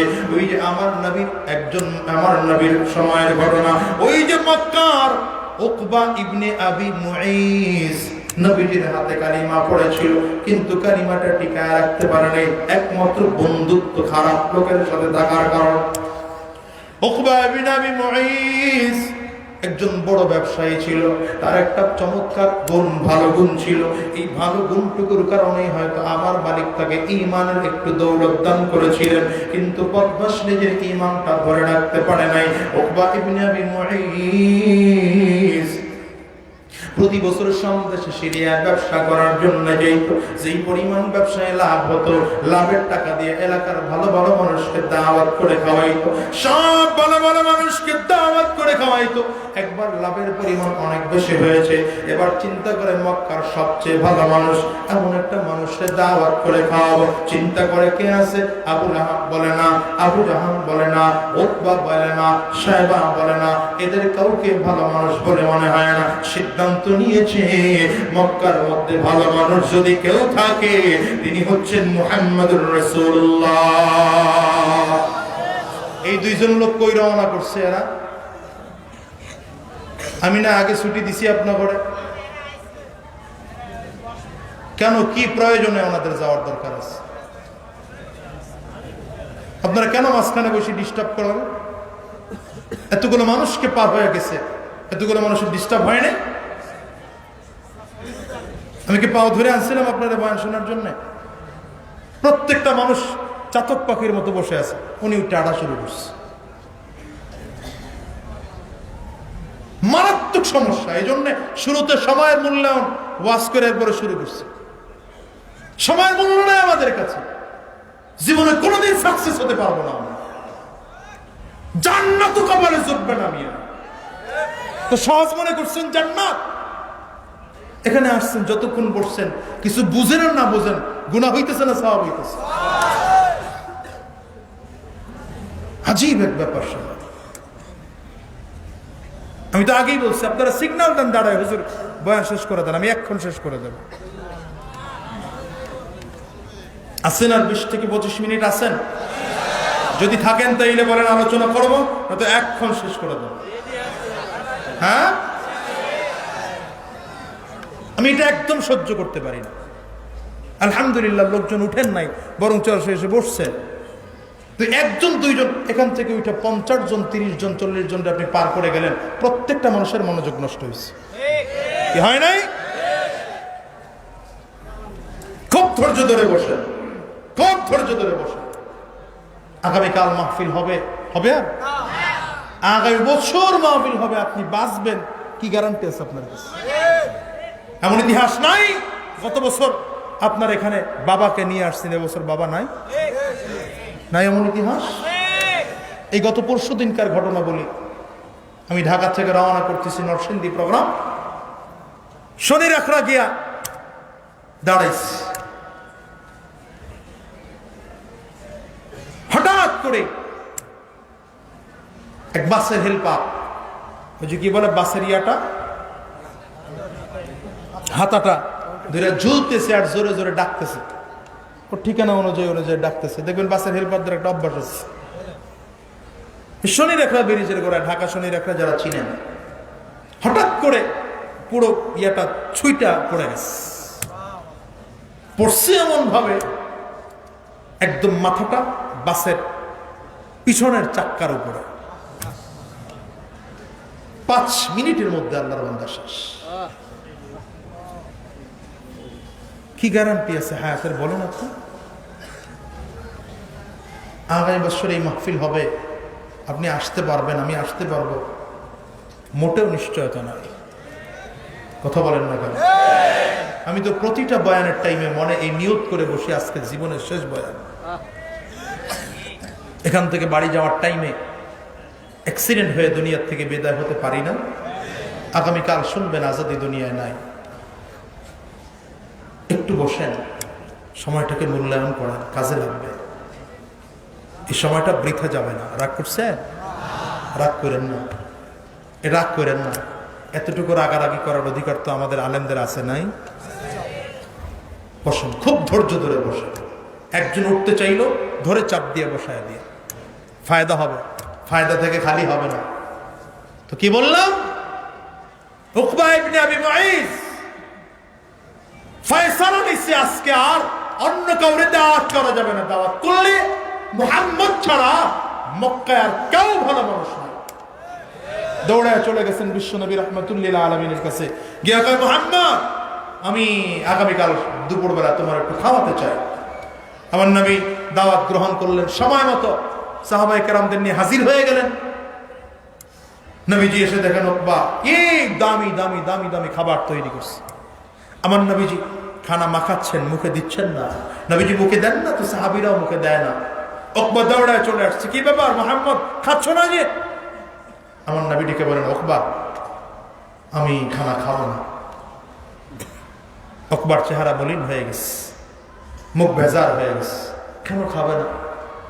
বলে, উকবা, একটা ছোট্ট শর্ত আছে, এই ছোট্ট শর্তটা যদি পালন করতে পারো আমি তোমার ঘরে খানা খাইতে পারি, নয়তো আমি তোমার ঘরে খানা খাবো না। কি শর্ত? বলে, উকবা, যদি এতগুলো সাহাবী আমার সামনে বসা, এই মুহূর্তে তুমি যদি কালিমা পড়ে মুসলমান হয়ে যাও, আমার নবী তো সেই নবী, যেই নবী চিরটা জীবন উম্মতকে জাহান্নামের রাস্তা থেকে বের করে জান্নাতের রাস্তায় নেওয়ার ব্যবস্থা করছে। এই যে আমরা আলেমরা আপনাদের কাছে আসি, আপনারা জঙ্গি কন, রাজাকার কন, উগ্রবাদ কন, আল বদর, আল কায়দা, গালি দিতে কি কম দেন? হ্যাঁ, আমি মনে মনে চিন্তা করি, গালি দেন, গালি দিয়ে যদি একটু বড় লোক হইতে পারতেন তাইলেও মনটারে শান্তি দিতে পারতাম, যে না আগে ভিক্ষা করে খাইতো, এখন 2-5 লাখ টাকার মালিক হয়েছে আমার করে গালি দিয়ে, তাইলেও তো দিলটারে বুঝান যেত। গালি দিয়ে তো মালিক হইতে পারলেন না। আগেও ভিক্ষা করে খাইতেন, এখনো ভিক্ষা করে খান। আগেও দোকানে দোকানে চান্দাবাজি করে খাইতেন, এখনো চান্দাবাজি করে খাও। আলেমদেরকে গালি দাও কোন সাহসে? কথা কারো না কারো ঠিক কিনা? কলিজা কত বড়! এরা আলেমদেরকে গালি দেয়। আরে ভাই, আলেমদেরকে গালি দাও কেন? মুসলমান হিসাব মিলা। আলেমদেরকে গালি যারা দেয়, আল্লাহ বলে কবুল জন্মের জামেল আছে। আরে কথা কয় না কেন ঠিক কিনা? রাগ করতেছেন আপনারা? অসুবিধা হইতেছে? আরে আলেমদের মনের চিন্তাটা এটা, যেন আপনারা একটু দ্বীনের রাস্তায় আসেন, যেন কোরআনের রাস্তায় আসেন। এটাই আলেমদের মনের একটু চিন্তা। ওই যে একবার বাগদাদে বাইজিদ বুস্তামি রহমতুল্লাহ আলাইহির জামানায় এক চরিত্রহীনা মহিলার আগমন ঘটছে। তো বাইজিদ বুস্তামি রহমতুল্লাহ আলাইহি চিন্তা করতেছেন, এত চেষ্টা করি, এত ফিকির করি, এত মেহনত করি মানুষকে জান্নাতের রাস্তায় নেওয়ার জন্য, আরে এক মহিলা সারা যুবককে ধ্বংস করে ফেলবে। যুবক মহিলার কাজ ছিল যুবকদের কাছে 200 দিরহামের মাধ্যমে সারাটা রাত জিনার ব্যভিচারের কাজ করা। বাইজিদ বুস্তামি রহমতুল্লাহ আলাইহি চিন্তা করতেছেন কি করা যায়। খবর নিছেন যে 200 দিরহামের মাধ্যমে সারাটা রাত যুবকদের সাথে রাত কাটায়, চরিত্রহীনের মতো কাজ করে। আল্লাহর ওলি বাইজিদ বুস্তামি রহমতুল্লাহ আলাইহি খুব কষ্ট করে 200 দিরহাম জোগাড় কইরা পোটলা বান্দা মহিলার বাড়ির সামনে গিয়া সকালবেলা পাগড়ি জুব্বা কইরা জায়নামাজ বিছায় বয়া গেছে গা। হুজুরে দেখা সারাদিন আর কেউ ধারে কাছেও যায় না। ওই সময় তো আদব ছিল, মেয়ে আদব ছিল। কথা কন না কেন? আদব ছিল। এই জন্য আলেমদেরকে তখন গালি দেওয়ার লোক ছিল না। এখন তো আদব না, বেয়াদবে ভরে গেছে। এতটা বেয়াদব হয়েছে। আগের যুগে এমন ছিল যে বাবা সিগারেট খাইলো ছেলের সামনে না, কি আবার জায়েজ মনে করেন না? এটা ছেলে সিগারেট খাইলো বাবার সামনে না, আর বাপ ছেলে দুইজনে মিললে খায়। পোলা অর্ধেকটা এনে বাবার এখন তো মিটানো নাই। ওদিন একজন হুজুর আজকে আমি বাবারে খুব খেদমত করছি, কেন 3 প্যাকেট কিনে দিচ্ছি। কত বড় নিমক হারাম, কত বড় বদমাশ! রাগ করতেছেন? অসুবিধা হইতেছে? আজকে একদম আখেরি মোনাজাতের মাতব্বরি আমার হাতে আছে, দিয়া দেই। সারা রাত্রি আপনারা থাইকেন। আমি ওই যে কইছি 20 থেকে 25 মিনিট, 5 মিনিট গেছে, আর 20 মিনিট আছে। আছেন তো ইনশাআল্লাহ? আল্লাহ কবুল করুক। জোরে কও আমিন। আরেকজন সামনে উঠলে 5 জনে মিল্লা দুইটা সেট করবে। আল্লাহ কবুল করো। জোরে কও আমিন। আরে আমিনের পর কমসে কম জোরে বলেন আমিন। আল্লাহর ওলি বাইজিদ বুস্তামি রহমতুল্লাহ আলাইহি গিয়ে বাড়ির সামনে বয়ে রয়েছে। দাও কেউ আর দেখে ঢুকে না, সব দূর দূর দিয়ে যায়। সন্ধ্যাবেলা ওই চরিত্রহীনা মহিলা কাজের মেয়েটারে ডাক দিয়ে পায়, কিরে আজকে কি সারাদিন গেল একটা কাস্টমার নাই? কাস্টমার আইব করছে। ওই যে আপনার বাড়ির সামনে এক মোল্লায় বয়ে রয়েছে, মোল্লারে দেখে তো সব যাইতেছে গা। মোল্লা আমার বাড়ির সামনে কেন? গিয়ে দেখতো জিগা কি চাই কি? হ্যাঁ তো গিয়ে জিগায় কি চান আপনি? কি চান আপনি? হেনে কিনলে গা? আমি তোমার মালিকের সাথে একটা রাত থাকতে চাই। এক রাত থাকতে চাই। যখন বলছে এক রাত থাকতে চাই, আপনি জানেন থাকতে কত টাকা লাগে? বাইজিদ বুস্তামি রহমতুল্লাহ আলাইহি 200 দিরহামের পোটলাটা ধরাই দিছে। ধর এটা তোর মালিক রে নিয়ে দিবি, আর কইবি যে আজকে একটা রাত তার সাথে আমি থাকতে চাই। কাজের মেয়েটা গিয়ে কয়, মালকিন এটা বড় আশ্চর্য মোল্লা। অন্যান্য মোল্লায় তো সারা রাত থেকে সকালবেলা টাকা পয়সা নিয়ে ভেজাল করে, এটা তো অ্যাডভান্স দিয়ে দিছে। মহিলায় চিন্তা করে ব্যাপারটা কি, কারণটা কি? আগে আগে টাকা দিয়ে দিল, যা কানার লাগে চোখ, আমার লাগে টাকা। কানার কি দরকার? হারর দরকার। আয় লইয়া তো কা হুজুরে ঢুকতে কা জিগা কি ছা লয় আয়। কাজের মেয়ে গিয়া কয় ডাকতেছে আপনার। আল্লাহর ওলি বাইজিদ বুস্তামি রহমতুল্লাহ আলাইহি একদম দরজার কাছে গিয়া দাঁড়াইছে। পর্দার আড়ালে দাঁড়ায়া আস্তে করে সালাম দিছে, আসসালামু আলাইকুম ওয়া রাহমাতুল্লাহ, আসসালামু আলাইকুম ওয়া রাহমাতুল্লাহ। মহিলাটা ভেতর থেকে উত্তর দেয়, ওয়া আলাইকুম আসসালাম ওয়া রাহমাতুল্লাহি ওয়া বারাকাতুহু। সালামের উত্তরের পদ্ধতি শুইনা বুঝছে যেটা মুসলমানের ঘরের বাচ্চা। মুসলমানের ঘরে সন্তান যদি না হয় সালামটাও শুদ্ধ হয় না। কারণ সালাম দেখেন না কি কায়দার সালাম দেয়, মোবাইল ধরে শঙ্কর নাই, ডাইরেক্ট কবিরা গুণ হচ্ছে, কবিরা গুণ হচ্ছে। কালাম সালাম সালাম আলাইকুম না, এমন আসসালাম মানে হচ্ছে শান্তি, আর সাম মানে আল্লাহর গজব পড়ুক তোর উপরে, ঠাড়া পড়ুক। কি করতেছেন আপনি? স্টাইল হয়ে গেছে। সালাম ভালো ছিল যে স্টাইল দেখে, কপাল পোড়া জাতি, আলেমদের গালি দেশ, তোর সালামটা পর্যন্ত ঠিক নাই। কথা কও না কেন? কোন আলেমের কাছে গিয়ে তো বললে সালামটাও ঠিক করতে পারস? তোর সালাম শুনে তো মনে হয় না যে কোনো মুসলমানের বাচ্চা। আল্লাহর ওলি বাইজিদ বুস্তামি রাহমাতুল্লাহ আলাইহি আস্তে করে গিয়ে কয়, আসসালামু আলাইকুম ওয়া রাহমাতুল্লাহ। মহিলাটা ভেতর থেকে উত্তর দেয়, ওয়া আলাইকুমুস সালাম ওয়া রাহমাতুল্লাহি ওয়া বারাকাতুহু। সালামের জবাব শুনেই বুঝছে মহিলাটা মুসলমান ঘরের সন্তান হবে। তবে তার পিছনে আগুন জ্বালায় দিলে, মেহনত করলে কাজ হতে পারে। ভেতরে আসলে কয়লা, ভেতরে আগুন আছে, জ্বালায় দিলে জ্বলতে পারে। পর্দার আড়ালে আল্লাহর ওলি বাইজিদ বুস্তামি রাহমাতুল্লাহ আলাইহি দাঁড়ায় কয়, বোন রে, 200 দিরহাম আমি তোমারে দিয়েছি, আমি তোমার ঘরে ঢুকবো, তবে এখন তাড়াতাড়ি ঢুকবো না। আগে তোমার শরীরের কাপড়টা দিয়ে পুরো শরীরটা ঢেকে নাও, চেহারাটা ঢেকে রুমের একটা কিনারায় চলে যাও, এরপরে আমাকে ডাকবে, আমি তোমার রুমে ঢুকবো। মহিলাটা আস্তে করে সুন্দর করে ঢেকে রুমের একটা কিনারায় গিয়ে আল্লাহর ওলি বাইজিদকে ডেকেছে। আল্লাহর ওলি বাইজিদ বুস্তামি রাহমাতুল্লাহ আলাইহি ভিতরে ঢুকে দরজা বন্ধ করে দিস। ডাক দিয়া কয়, বোন রে, যে তোমার 200 দিরহাম দেয়, সারাটা রাত তুমি তার কথায় চলো? বলে, হ্যাঁ, তার কথায় চলি। যদি ব্যাপারটা এমনই হয়, আমিও তোমার 200 দিরহাম দিয়েছি, আমার কথায় কি আজকে সারাটা রাত চলবা? বলে, হ্যাঁ চলো। যদি চলো তাইলে কাজ করো, যেই কাপড়টা পরে আছো এই কাপড় পরে থাকলে চলবে না। ব্যাগের থেকে একটা কাপড় বের করে দিছে, যাও যাও, আমি পদ্ধতি বলে দিই, এই পদ্ধতি অনুযায়ী সুন্দর করে গোসল করে এই কাপড়টা পরিধান করে আমার সামনে হাজির হয়ে যাইব। আল্লাহর ওলি বাইজিদ বলার পরে মহিলাটাও সুন্দর করে গোসল করে পাক পবিত্র হইয়া আল্লাহর ওলির দেওয়া কাপড়টা পরে সামনে হাজির হয়ে গেল। আল্লাহর ওলি বাইজিদ বুস্তামি রাহমাতুল্লাহ আলাইহি যায় নামাজটা কিবলামুখী করে বিছাইয়া ডাক দিয়া কয়, বোন রে, আমার মালিক না তোরে কতবার করে করে ডাকে, তুই না মালিকের ডাকের সাড়া দাও না? আমার মালিক না তোরে কত চমৎকার করে ডাকে, হাইয়া আলাস সালাহ, হাইয়া আলাস সালাহ,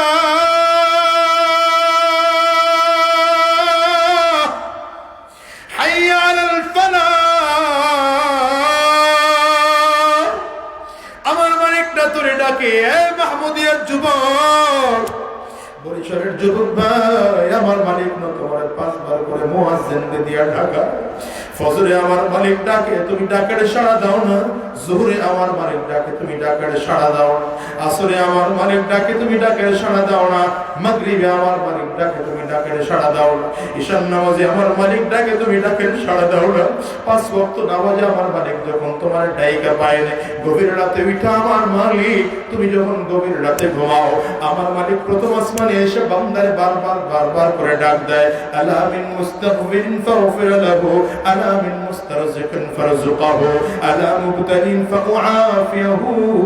এর গোলাম কে আছে মুসিবতের মধ্যে, আমি আল্লাহর ডাক দেব, আমি আল্লাহ তোর মুসিবত গুলো দূর করে দেব। কে আছে রিজিকের অভাব, আমি আল্লাহর কাছে বল, আমি আল্লাহর রিজিকের অভাব দূর করে দেব। কে আছে পেরেশানির মধ্যে আছো, আমি আল্লাহর কাছে বল, আমি তোর সব পেরেশানি দূর করে দেব। কে আছে গুনাহ কইরা বানাইছো, বান্দার চোখের পানিগুলো ছেড়ে কাঁদবি, আর আমি আল্লাহর কাছে চোখের পানি ছেড়ে বলবি, আমি আল্লাহ তোর জিন্দেগীর সব গুনাহ মাফ করে দেব। আরে গোলাম, একটু চিন্তা করে দেখো, আমার মালিক দৈনিক তোমার আমার 5 বার করে ডাকে, তুমি ডাকের সাড়া দাও না। যদি দৈনিক 5 বার করে ডাকে, 7 দিনে 1 সপ্তাহ, 1 সপ্তাহে আমার মালিক তোমার আমার কতবার ডাকে? 30 দিনে 1 মাস, 1 মাসে আমার মালিক তোমার কত ডাকে? 12 মাসে 1 বছর, 1 বছরে আমার মালিক কতবার তোমার আমার ডাকে? 30 বছর 40 বছর হায়াত হয়ে গেল, এই হায়াতের জিন্দেগিতে আমার মালিক কতবার তোমার ডাকছে? তুমি আমার মালিকের ডাকে সাড়া দাও না। তোমার শক্তি আর সামর্থ্যের দিকে তাকায় কত দলের লোকজন ডাকে, সেখানে দৌড়ায় যাও। আমার মালিক ডাক দিয়ে কয়, গোলাম যতই তুই আসো না, 30টা বছরের টাকা দিছ, লা তাকুনাতু মির রাহমাতিল্লাহ। এর বান্দা এখনো সময় আছে, আমার কাছে আয়, আমার কাছে আয়, আমার কাছে আয়। বান্দা আমার মালিকের কাছে যায় না, আমার মালিকের ডাকেও সাড়া দেয় না। একটু কি হিসাব মিলে দেখো, আমার মালিক 30-40 বছরে কতবার তোমার ডাকছে? তুমি একটা বড় মালিকের ডাকের সাড়া দাও না। কিয়ামতের ময়দানে আমার মালিকরে তুমি ডাকবা, ডাকতে ডাকতে চোখের পানিগুলো ফালায়া দিবা, মুখের রক্ত পর্যন্ত পড়বে। আল্লাহর কসম করে বলে যাই রে যুবক, আমার মালিকও কিন্তু তোমার ডাকের সাড়া দেবে না। ইয়া আইয়ুহাল্লাযীনা আমানুত্তাকুল্লাহ ওয়া কুনু মা'আস সাদিকিন। এই দুনিয়ার মুসলমান, আল্লাহ বলেন তুমি তাকওয়া গ্রহণ করো। শুধু তাকওয়া গ্রহণ করলেই হবে না, সৎ মানুষের সঙ্গী হও। ওই যে লোকবার সামনে দাঁড়াইয়া বিশ্বনবী রাহমাতুল লিল আলামিন কয়, ওকবা এই মানুষগুলোর সামনে, সাহাবায়ে কেরামদের সামনে দাঁড়াইয়া তুমি যদি কালিমা পড়ে মুসলমান হয়ে যাইতে পারো, তাইলে আমি নবী তোমার বাড়িতে খানা খাবো। ওকবা ডাক দেয়, মুহাম্মদ এটা কোনো ব্যাপারই না, আমি এই মুহূর্তে কালিমা পড়ে ফেললাম, লা ইলাহা ইল্লাল্লাহু মুহাম্মাদুর রাসূলুল্লাহ। সাহাবায়ে কেরামদের সামনে ওকবা কালিমা পড়ে মুসলমান হয়ে গেছে। আমার নবীর খুশিতে আনন্দে পেটটা ভরে গেছে, আমার নবীর বুকটা ভরে গেছে। আমার নবী চমৎকার করে খানা খাইলেন। অনেক খানা খাইয়া আমার নবী দোয়া করে বিদায় হয়ে গেলেন। কিন্তু ওকবার একজন কঠিন বন্ধু, উবাই ইবনে খালফ, এই হলো উবাই ইবনে খালফের ভাই। উমাইয়াকে আপনার চেনেন নাকি? উমাইয়া হচ্ছে সেই বদমাশ, যেই বদমাশ হলো হযরত বিলালের মালিক ছিলেন। হযরত বিলাল হাবশী রাদিয়াল্লাহু আনহু শুধুমাত্র কালিমা পড়ছেন এই অপরাধের কারণে। হযরত বিলালকে উত্তপ্ত মরুভূমির বালুর মধ্যে চিৎ কইরা পালাইয়া রাখতো, আরে বুকের উপরে পাথর দিয়া চাপা দিয়া রাখতো। হযরত বিলাল হাবশী ডাক দিয়া কয়, আমার বুকের মধ্যে পাথর চাপা দিয়া রাখতো। আমি জবানটা দিয়ে বারবার বারবার করে আহাদ আহাদ আহাদ করে চিল্লাইতাম। ওই বদমাশগুলো যখন দেখে আমি কালিমা পড়তে ছাড়ি না, আমার বুকের থেকে পাথরটা সরায় দিয়া ঘোড়া তাড়ানোর চাবুক দিয়া বুকের মধ্যে ঠাস ঠাস ঠাস ঠাস করে বাড়িগুলো মার।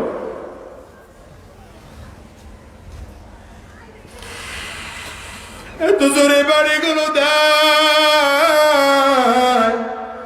চামড়াটা ফেটে বুকের থেকে রক্ত টপ টপ টপ টপ করে বের হতে আরম্ভ হয়। মাঝে মাঝে হযরত বিলাল মার খাইতে খাইতে বেহুশ হয়ে যাইতে, কিতাবে আসছে নাকের মধ্যে ছিদ্র কইরা রশি লাগাইয়া দিয়া মক্কার ছোট ছোট বাচ্চাদেরকে বলতো, পাগলটারে টাইনা ভাই করে দে, এটা মোড়া লাশ, এটা টাইনা বের করে দে। এই বদমাশ হচ্ছে উমাইয়া, উমাইয়ার সহোদর ভাই হচ্ছে উবাই। মক্কার বড় বদমাশ ছিল দুইটা, কাফিরদের খুব আস্থাভাজন, নবীজির বড় দুশমন। এই উবাই কেমনে যেন উবাইয়ের সাথে একবার বন্ধুত্বের সম্পর্ক ছিল। কেমনে কেমনে যেন উবাই খবর পেয়ে গেছে। সকালবেলা আর দেরি করে নাই, রাত্রিবেলায় গভীর রাত হয়ে গেলে উবাই দ্রুত খবর হয়ে চলে গেল একবার বাড়িতে। দরজাটা পিটাইয়া আস্তে করে ভেতরে দুইটা ডাক দেয়, রে বন্ধু, জীবন বড় যত কাজ করছো, তোমার পরামর্শ ছাড়া আমি কোনোদিন আমার কাজ করি নাই, আবার তুমিও তো কোনোদিন আমার সাথে পরামর্শ ছাড়া কোনো কাজ করে নাই। তবে আজকে শুনলাম মুহাম্মদের নাকি গোপনে গোপনে দাওয়াত কইরা খাও, আবার নাকি মুহাম্মদের জবান মিলাইয়া কালিমা পড়ে মুসলমান হয়ে গেছে। খবরটা সত্য না মিথ্যা? উকবা ডাক দিয়া বলে, খবর যা শুনছো সব সত্য, কোনোটাই মিথ্যা নয়। কথাটা বলতে দেরি হয়, উভয় ডাক দিয়া বলে, বন্ধু যদি ব্যাপারটা তাই হয়, আগামীকাল দেখবে আমি কত খারাপ ধরনের মানুষ হতে পারি। আগামীকালকের থেকে তোমার বিরুদ্ধে চলে গেলাম, মক্কার সকল কাফিরদেরকে লইয়া তোমার বিরুদ্ধে আজকের থেকে লেগে গেলাম। বারবার করে করে এমন করে থ্রেট দিচ্ছে। হঠাৎ করে উকবার আসল চেহারা ফুটে উঠছে।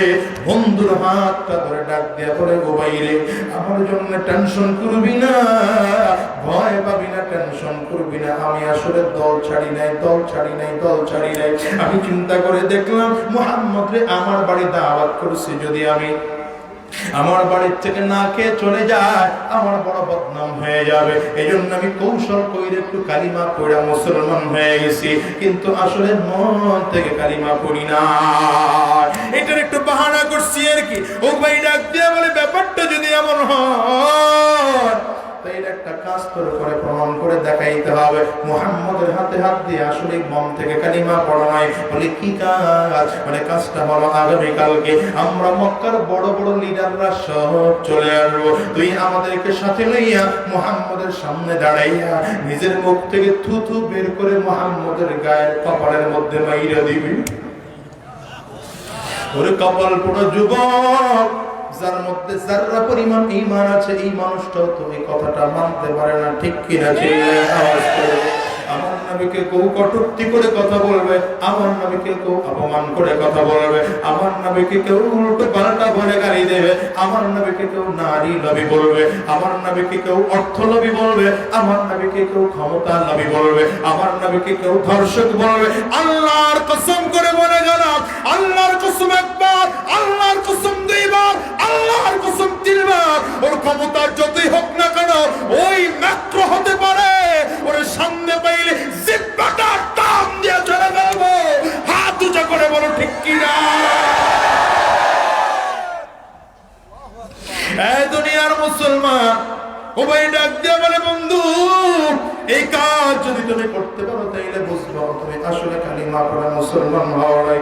বদমাশ উভয় ডাক দেয়, বদমাশ উকবা ডাক দেয়, আগামীকালকে আইসো, আসলে ঠিকই আমি তোমাদেরকে লয়া যাব। সকালবেলা আবু জাহাল, আবু লাহাব, উকবা সাহেব, মক্কার বড় বড় সব লিডার গুলো যায়। ওই উকবার সামনে সামনে চলে। আমার নবী দেখে বসত থেকে দাঁড়ায় গেলেন। নবীজির চেহারার মধ্যে মিচকি হাসির ছাপ। আমার নবী মনে মনে চিন্তা করলেন, উকবা মনে হয় মক্কার বড় বড় লিডারদেরকে দাওয়াত দিয়া আমার কাছে কালিমা পড়ানোর জন্য নিয়ে আসছে, আমার কাছে মুসলমান বানানোর জন্য নিয়ে আসছে। আমার নবীর দিলের মধ্যে যে কোনো বক্রতা চক্রতা নাই, আমার নবীর চরিত্রের মধ্যে যে কোনো ঝামেলা নাই, আমার নবীর চরিত্রটা একটা আলাদা চরিত্র। কারণ আমার মালিক নিজেই বলেন, ইন্নাকা লাআলা খুলুকিন আযীম।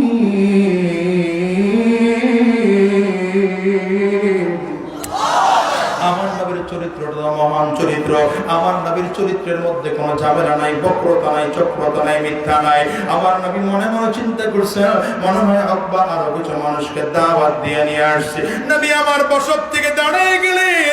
দাঁড়াইয়া বিশ্ব নবী রাহমাতুল লিল আলামিন বসত থেকে দাঁড়াইয়া উকবার দিকে তাকাইয়া আমার নবী মিসকি মিসকি হাসে। হঠাৎ করে সামনের দিকে আসলে আমার নবী চমৎকার করে একটা সালাম দিলেন, আসসালামু আলাইকুম ওয়া রাহমাতুল্লাহ। নবীজির এই পবিত্র জবানের সালাম শুনে নাম উকবার দিল নরম হয় না। বদমাশ উকবা নবীজির দিকে চেহারা মলিন করে তাকায় রইছে, মেজাজ গরম করে তাকায় রইছে। কারণ পিছনে বড় বড় লিডার আছে, এই লিডারগুলোর দাপটে উকবা আস্তে করে আমার নবীর চেহারাটার দিকে তাকাইয়ে মুখের থেকে থুতু বের করে আমার নবীর চেহারার মধ্যে মাইরে দেয়। এই দুনিয়ার বদমাশের দল, তোমার পিছনে বড় বড় লিডার আছে, এই জন্য আলেমদেরকে জঙ্গি করে গালি দাও, আলেমদেরকে বড় বড় করে কথা বলো। আল্লাহর গজব নাযিল হইতে টাইম লাগবে না। চিল্লা কাও না ঠিক কিনা?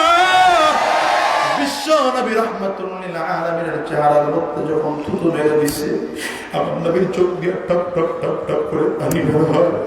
আমার নবী কোনো কথা বলেন না। হঠাৎ করে বদমাশ বা ডাক দেয়া কয়, মুহাম্মদ, গতকালকে তুমি আমার এক জায়গায় বাড়ে ফেলায়া আমার কালিমা পড়তে বাধ্য করেছিলাম।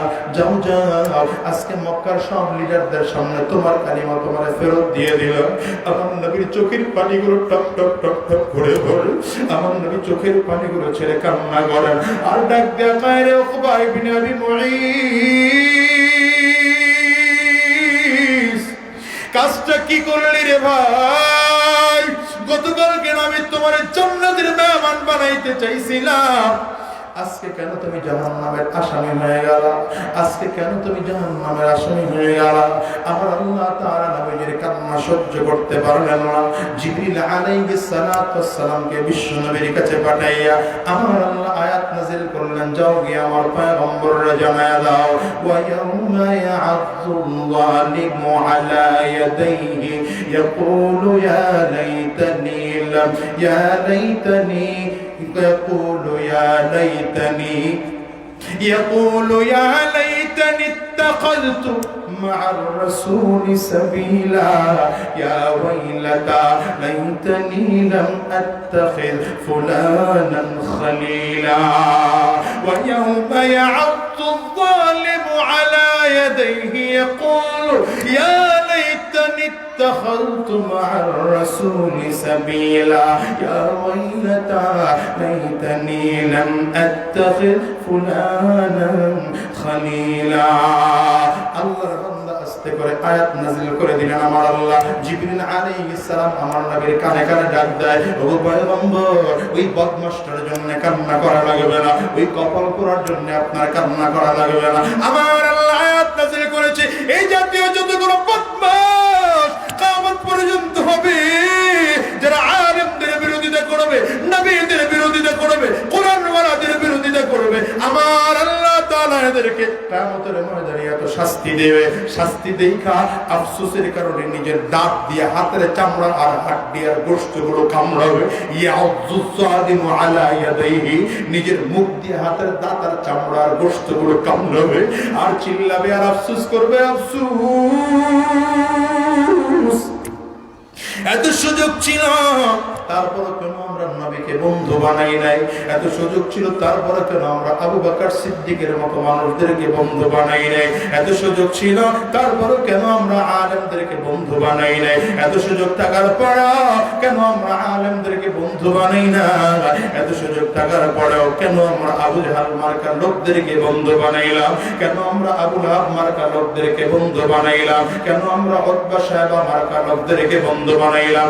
আফসোস করে করে চিল্লাবে, আমার মালিক কোন কাজ সেদিন হবে না।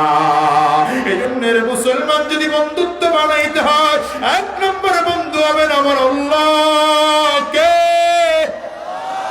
ওয়াল্লাযীনা আমানু আশাদ্দু হুব্বান লিল্লাহ। আঙ্গুলটা উঁচা করে বড়, এক নম্বর ভালোবাসার লোককে আমার আল্লাহকে এক নম্বর ভালোবাসবো। এছাড়া আর কাউকে আমরা ভালোবাসি না। চিল্লা কর ঠিক কিনা? এক নম্বর ভালোবাসবো কাকে?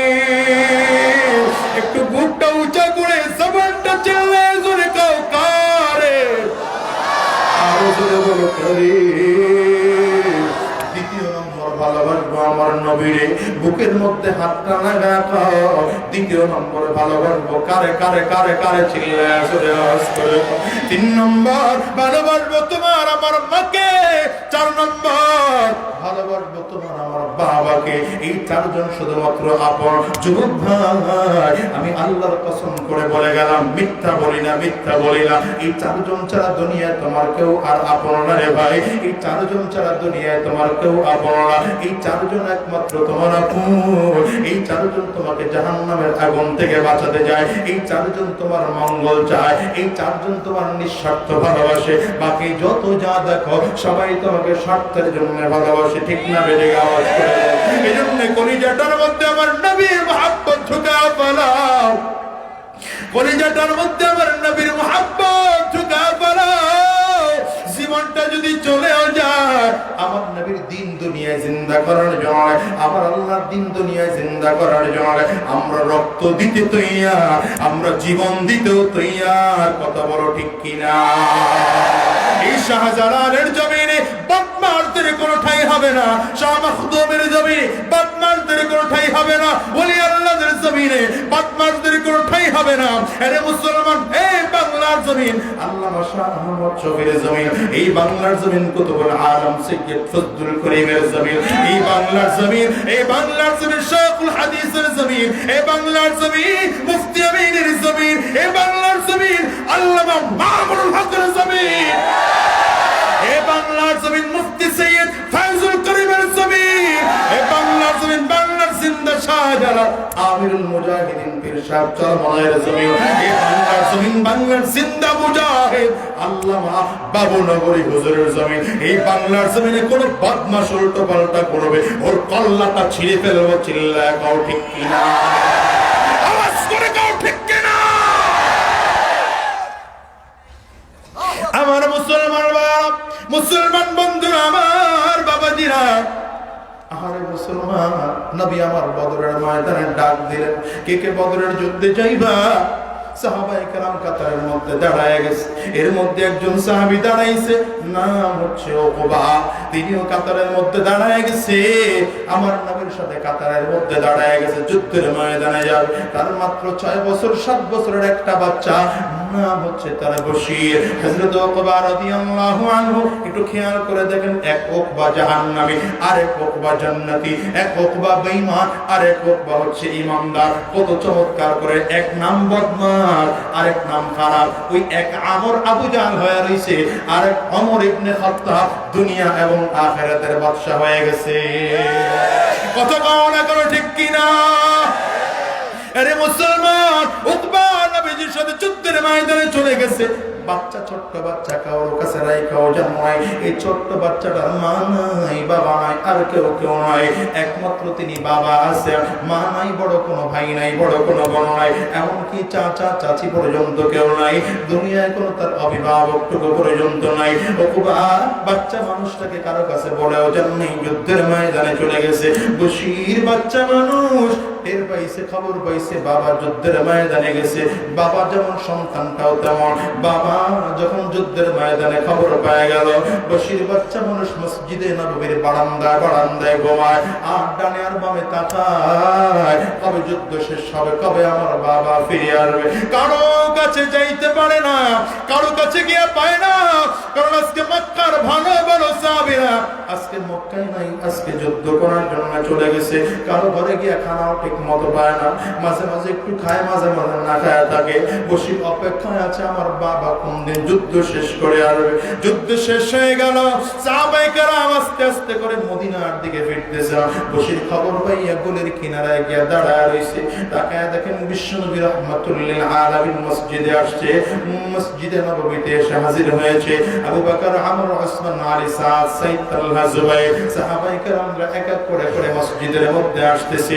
কারো হাত কেটে গেছে, কারো পা কেটে গেছে, কারো রক্তাক্ত হয়ে গেছে, আবার কয়েকজন সাহাবীকে দেখাও যায় না। বশীর বাচ্চা মানুষ তাকায় দেখে সব নবীর সাহাবীদেরকে দেখা যায়, আমার বাবারে কইজা পাওয়া যায় না। দৌড়া আমার নবীর কাছে গিয়া মসজিদ নববীর মানুষগুলোর ফাঁক করে মেম্বারের সামনে যাইয়া, আমার নবী মসজিদে নববীর মিম্বরে বসা, বশীর মিম্বরের পাশে দাঁড়ায় ডাক দেয়, পয়গম্বর, আমার বাবা না আপনার সাথে যুদ্ধের ময়দানে গেল, আমার বাবা কখন আসবে? নবীজির হঠাৎ করে চোখ দিয়ে টপ টপ করে পানি বড় হয়ে গেল, শুরু হয়ে গেল। আমার নবী কেমনে বলবেন, রে বাবা তোর বাবা দুনিয়া থেকে বিদায় নিয়ে চলে গেছে। আমার নবীর জবান দিয়ে কথাটা মোটে বের হয় না। বশীর বাচ্চা মানুষ বলার সাথে সাথে আমার নবী বিশ্ব নবী রাহমাতুল্লিল আলামিন আস্তে করে চেহারাটা ডান দিকে ঘোরায় নিছে। নবীজির চেহারাটা লজ্জায় লাল হয়ে গেছে, নবীজির চোখ দিয়ে টপ টপ করে পানি পড়া শুরু হয়েছে। বশীর ডান দিকে ঘুরে গিয়ে আমার নবীর আবার ডাক দেয়, ওগো নবী, আমার বাবা না সাথে যুদ্ধের ময়দানে গেল, আমার বাবা কখন ফিরে আসবে? আমার নবীর লজ্জায় বাম দিকে চেহারা ঘুরাইয়া নিছে। বশীর আবার ওই দিকে গিয়ে ডাক দেয়, নবী, আমার বাবা কখন আসবে? নবীর নিচের দিকে তাকাইয়া বুঝির চোখ দিয়া গাল বেয়ে top top top top top top করে পানিগুলো বলে। 2-3 বার জিজ্ঞাসা করার পরে নবীজি যখন উত্তর দেয় না, হঠাৎ করে বসি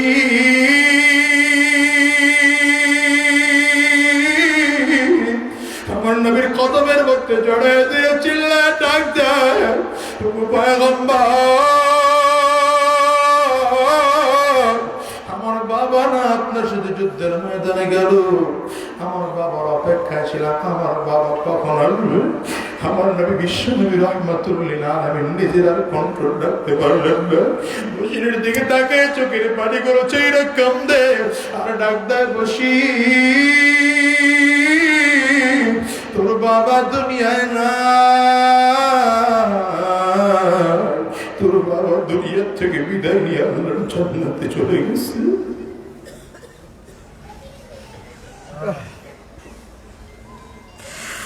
খবরটা পাওয়ার সাথে সাথে বলছে বিশ্ব নবীর দিকে তাকায় ডাক দেয়, পয়গম্বর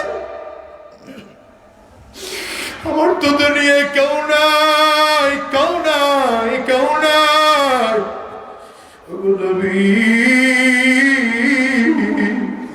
আমি আমার বাবার কোলে চলে চলে আপনার কাছে আসতাম, নবী আপনার ইমামতির পিছনেই নামাজ পড়তাম, মাগরিব আশার নামাজগুলো আদায় করতাম। বসির ডাক দেখায়, হুজুর একটু পশ্চিম আকাশের দিকে তাকায় দেখেন না, পশ্চিম আকাশের সূর্য ডুবে যাবে যাবে অবস্থা, আমি আমার বাবা ছাড়া কেমনে ঘুমাবো? আমার কে একটু ঘুম পাড়ায় দিবে, আমার কে একটু খাওয়ায় দিবে, আমার কে একটু গোসল করে দিবে?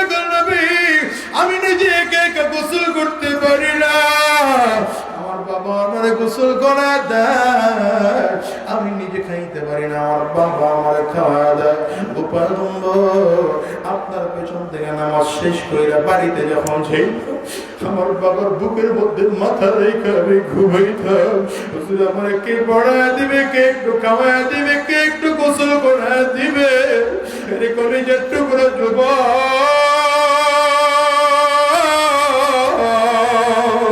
এই ভারাবাস দৃষ্টার মধ্যে যারা আছো, বাবাকে হারাইয়া পালাইছো, মাকে হারাইয়া পালাইছো, তোমার মতো দুঃখী মানুষ আল্লাহর জমিনে আর দ্বিতীয়টা নাই রে ভাই। এই মজলিসে যাদের বাবা আছে, যাদের মা আছে, তাদেরকে কোনোদিন এই দুঃখের কথাটা বোঝানো যাবে না। ওরে ভাই আমি নিজে বুঝি, কারণ আমি আজাদের ঘরেও পা না।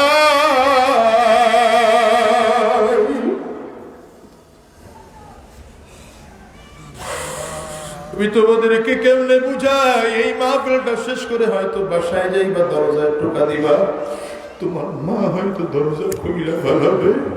যুবক ভাই রে, আমি বাসায় কে দরজা টোকা দিলে আমার মা দরজা খুলবো না। এই মসজিদটার মধ্যে আমার মতো কার কার মা নাই? একটু হাতগুলা উঁচা করে দেখাও। কার কার বাবা নাই? হাতগুলো উঁচা করে দেখাও। হাতগুলো একটু তুলে রাখো, আমার যুবকরা তাকায় তাকায় দেখুন। ওই যুবক যারা বাবার সাথে বেয়াদবি করো, মায়ের সাথে বেয়াদবি করো, আজকের এই মজলিসটার মধ্যে তাকাইয়া তাকাইয়া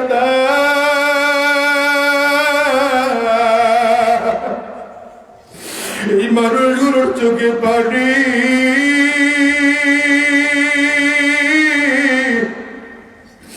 আমি কেমনে তোমাদেরকে বোঝাবো রে যুবক ভাই? গত 2 বছর আগে আমার মাদ্রাসা একবার বন্ধ করলাম, পরীক্ষা দিয়ে বন্ধ দিলাম। সেদিন আমার প্রোগ্রাম ছিল ঢাকা মানিকগঞ্জে।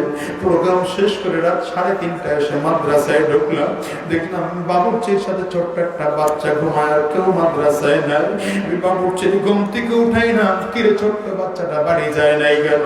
ও আমার দিকে তাকায় তাকায় ডাক দেয়, হুজুর এই বাচ্চাটারে নেওয়ার জন্য কেউ আসে না, এজন্য কারোর সাথে দেই।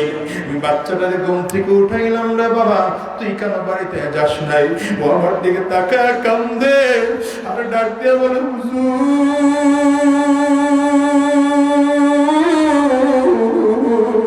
আমি কই যাব? আমার তো বাবাও না, আমার তো মাও না।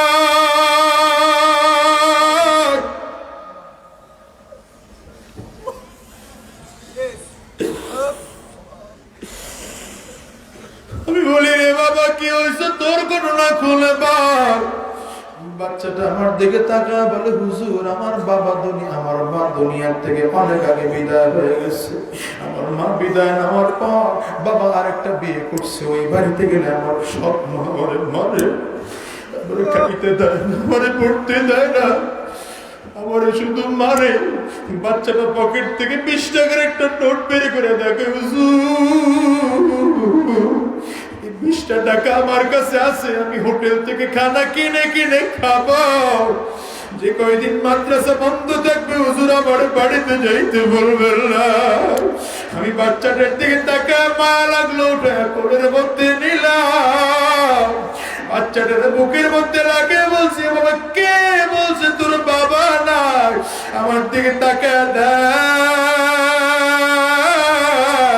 এই যে আমি তোর বাবা। বাচ্চাটা আমার দিকে তাকায় কান্না করে আর বলে হুজুর আমি আমার বাবারেও চিনি আপনারেও চিনি, আপনি আমার হুজুর আপনি আমার বাবা না, আপনি আমার বাবা না। আরে দুনিয়ার মুসলমান বিশ্বনবী রাহমাতুল লিল আলামিন আস্তে করে ডাক দেয়, আরে বশীরা আমার কোলে আমি তোর বাবা উপবারে জান্নাত থেকে ফিরাইয়া দিতে পারবো না, কিন্তু আমি নবী ওয়াদা করলাম যতদিন এই জমিনে বেঁচে থাকবো আমি বাকি জিন্দেগির জন্য তোর বাবা হয়ে গেলাম। এ বরিশালের মুসলমান কোনদিন কি মাহমুদিয়া মাদ্রাসার বারান্দায় আইসো? বারান্দায় এসে কি হেফজ খানার বাট দিয়া ঘুরছো? কোনদিন কি নুরানির বাট দিয়া ঘুরছো? এই ছোট ছোট বাচ্চাগুলো মাদ্রাসায় পড়ে, এদের করে হয়তো বাবাও নাই, এদের করে হয়তো মাও নাই। কত এতিম বাচ্চাগুলো মাহমুদিয়ায় পড়ে, ওই বাজার রোড ভাষাই নিয়ে পড়ে, চরমনাইতে পড়ে, মাদ্রাসাগুলোতে কত ছোট ছোট বাচ্চাগুলো পড়ে। এদের মনে বড় দুঃখ, বন্ধে বাড়িতেও যেতে পারে না।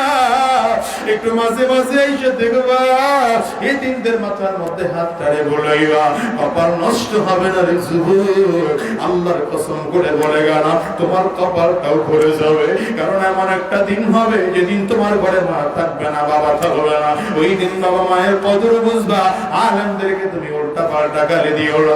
এই ছোট ছোট মাসুম বাচ্চাগুলো মাহমুদিয়া মাদ্রাসায় খুঁজলেও পাবে না, যার ঘরে বাবাও নাই, বাবা হারা বানাইছে, মা হারাইয়া বানাইছে, বন্ধে সবাই বাড়িতে যায়।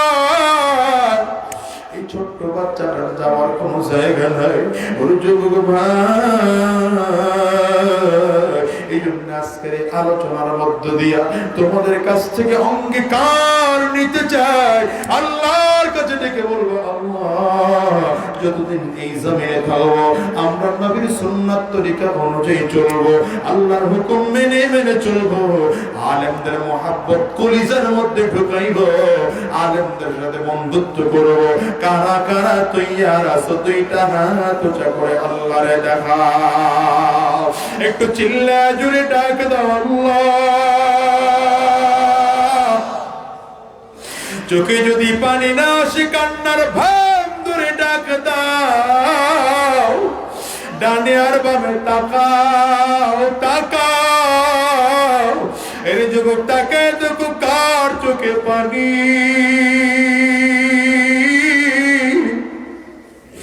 ওই মানুষটার দিকে তাকে চোখ দিয়ে পানিগুলো ফেলাইয়া কান্দ, নিজের গুনাহের কথা স্মরণ করে কান্দ। অনেকের বাবা নাই, মা নাই, বাবা মার কথা স্মরণ করে কান্দ, কবরের আযাবের কথা স্মরণ করে কান্দ। আর চিল্লা জোরে একটা ডাক দাও, আরো জোরে ডাক দাও, ডাক দাও, ডাক দাও। ওরে দয়া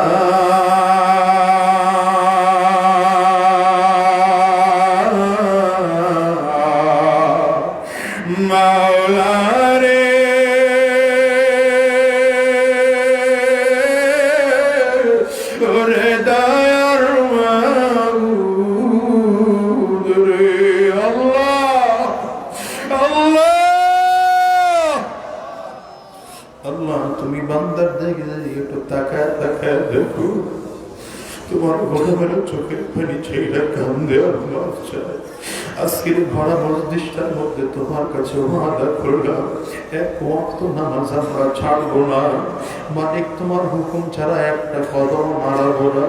আল্লাহ তুমি কবুল করে নাও, জবান করে কও আমিন। আরো জোরে আওয়াজ করে বলো আল্লাহুম্মা আমিন। হাতগুলো নামা। ভাইরা, এতক্ষণ যেমন করে ধৈর্য ধরে বসেছিলেন, 5টা মিনিট আপনাদের কাছ থেকে আমি চেয়ে নেব। সবাই বসতে রাজি আছেন? একজন লোক উঠবেন না, একজন উঠবেন না। আপনি উঠলে আমি কষ্ট পাবো। এখন এই মুহূর্তে যদিও আমার বাড়ি বরিশাল, কিন্তু আমি আপনাদের মেহমান, ঠিক না? মেহমান রেখে মেজবান বাড়ির থেকে চলে যাওয়া এটা ভালো কথা না। একজন উঠবেন না, 5টা মিনিট সময় আপনাদের কাছ থেকে নেব। যারা বাবা মায়ের কথা স্মরণ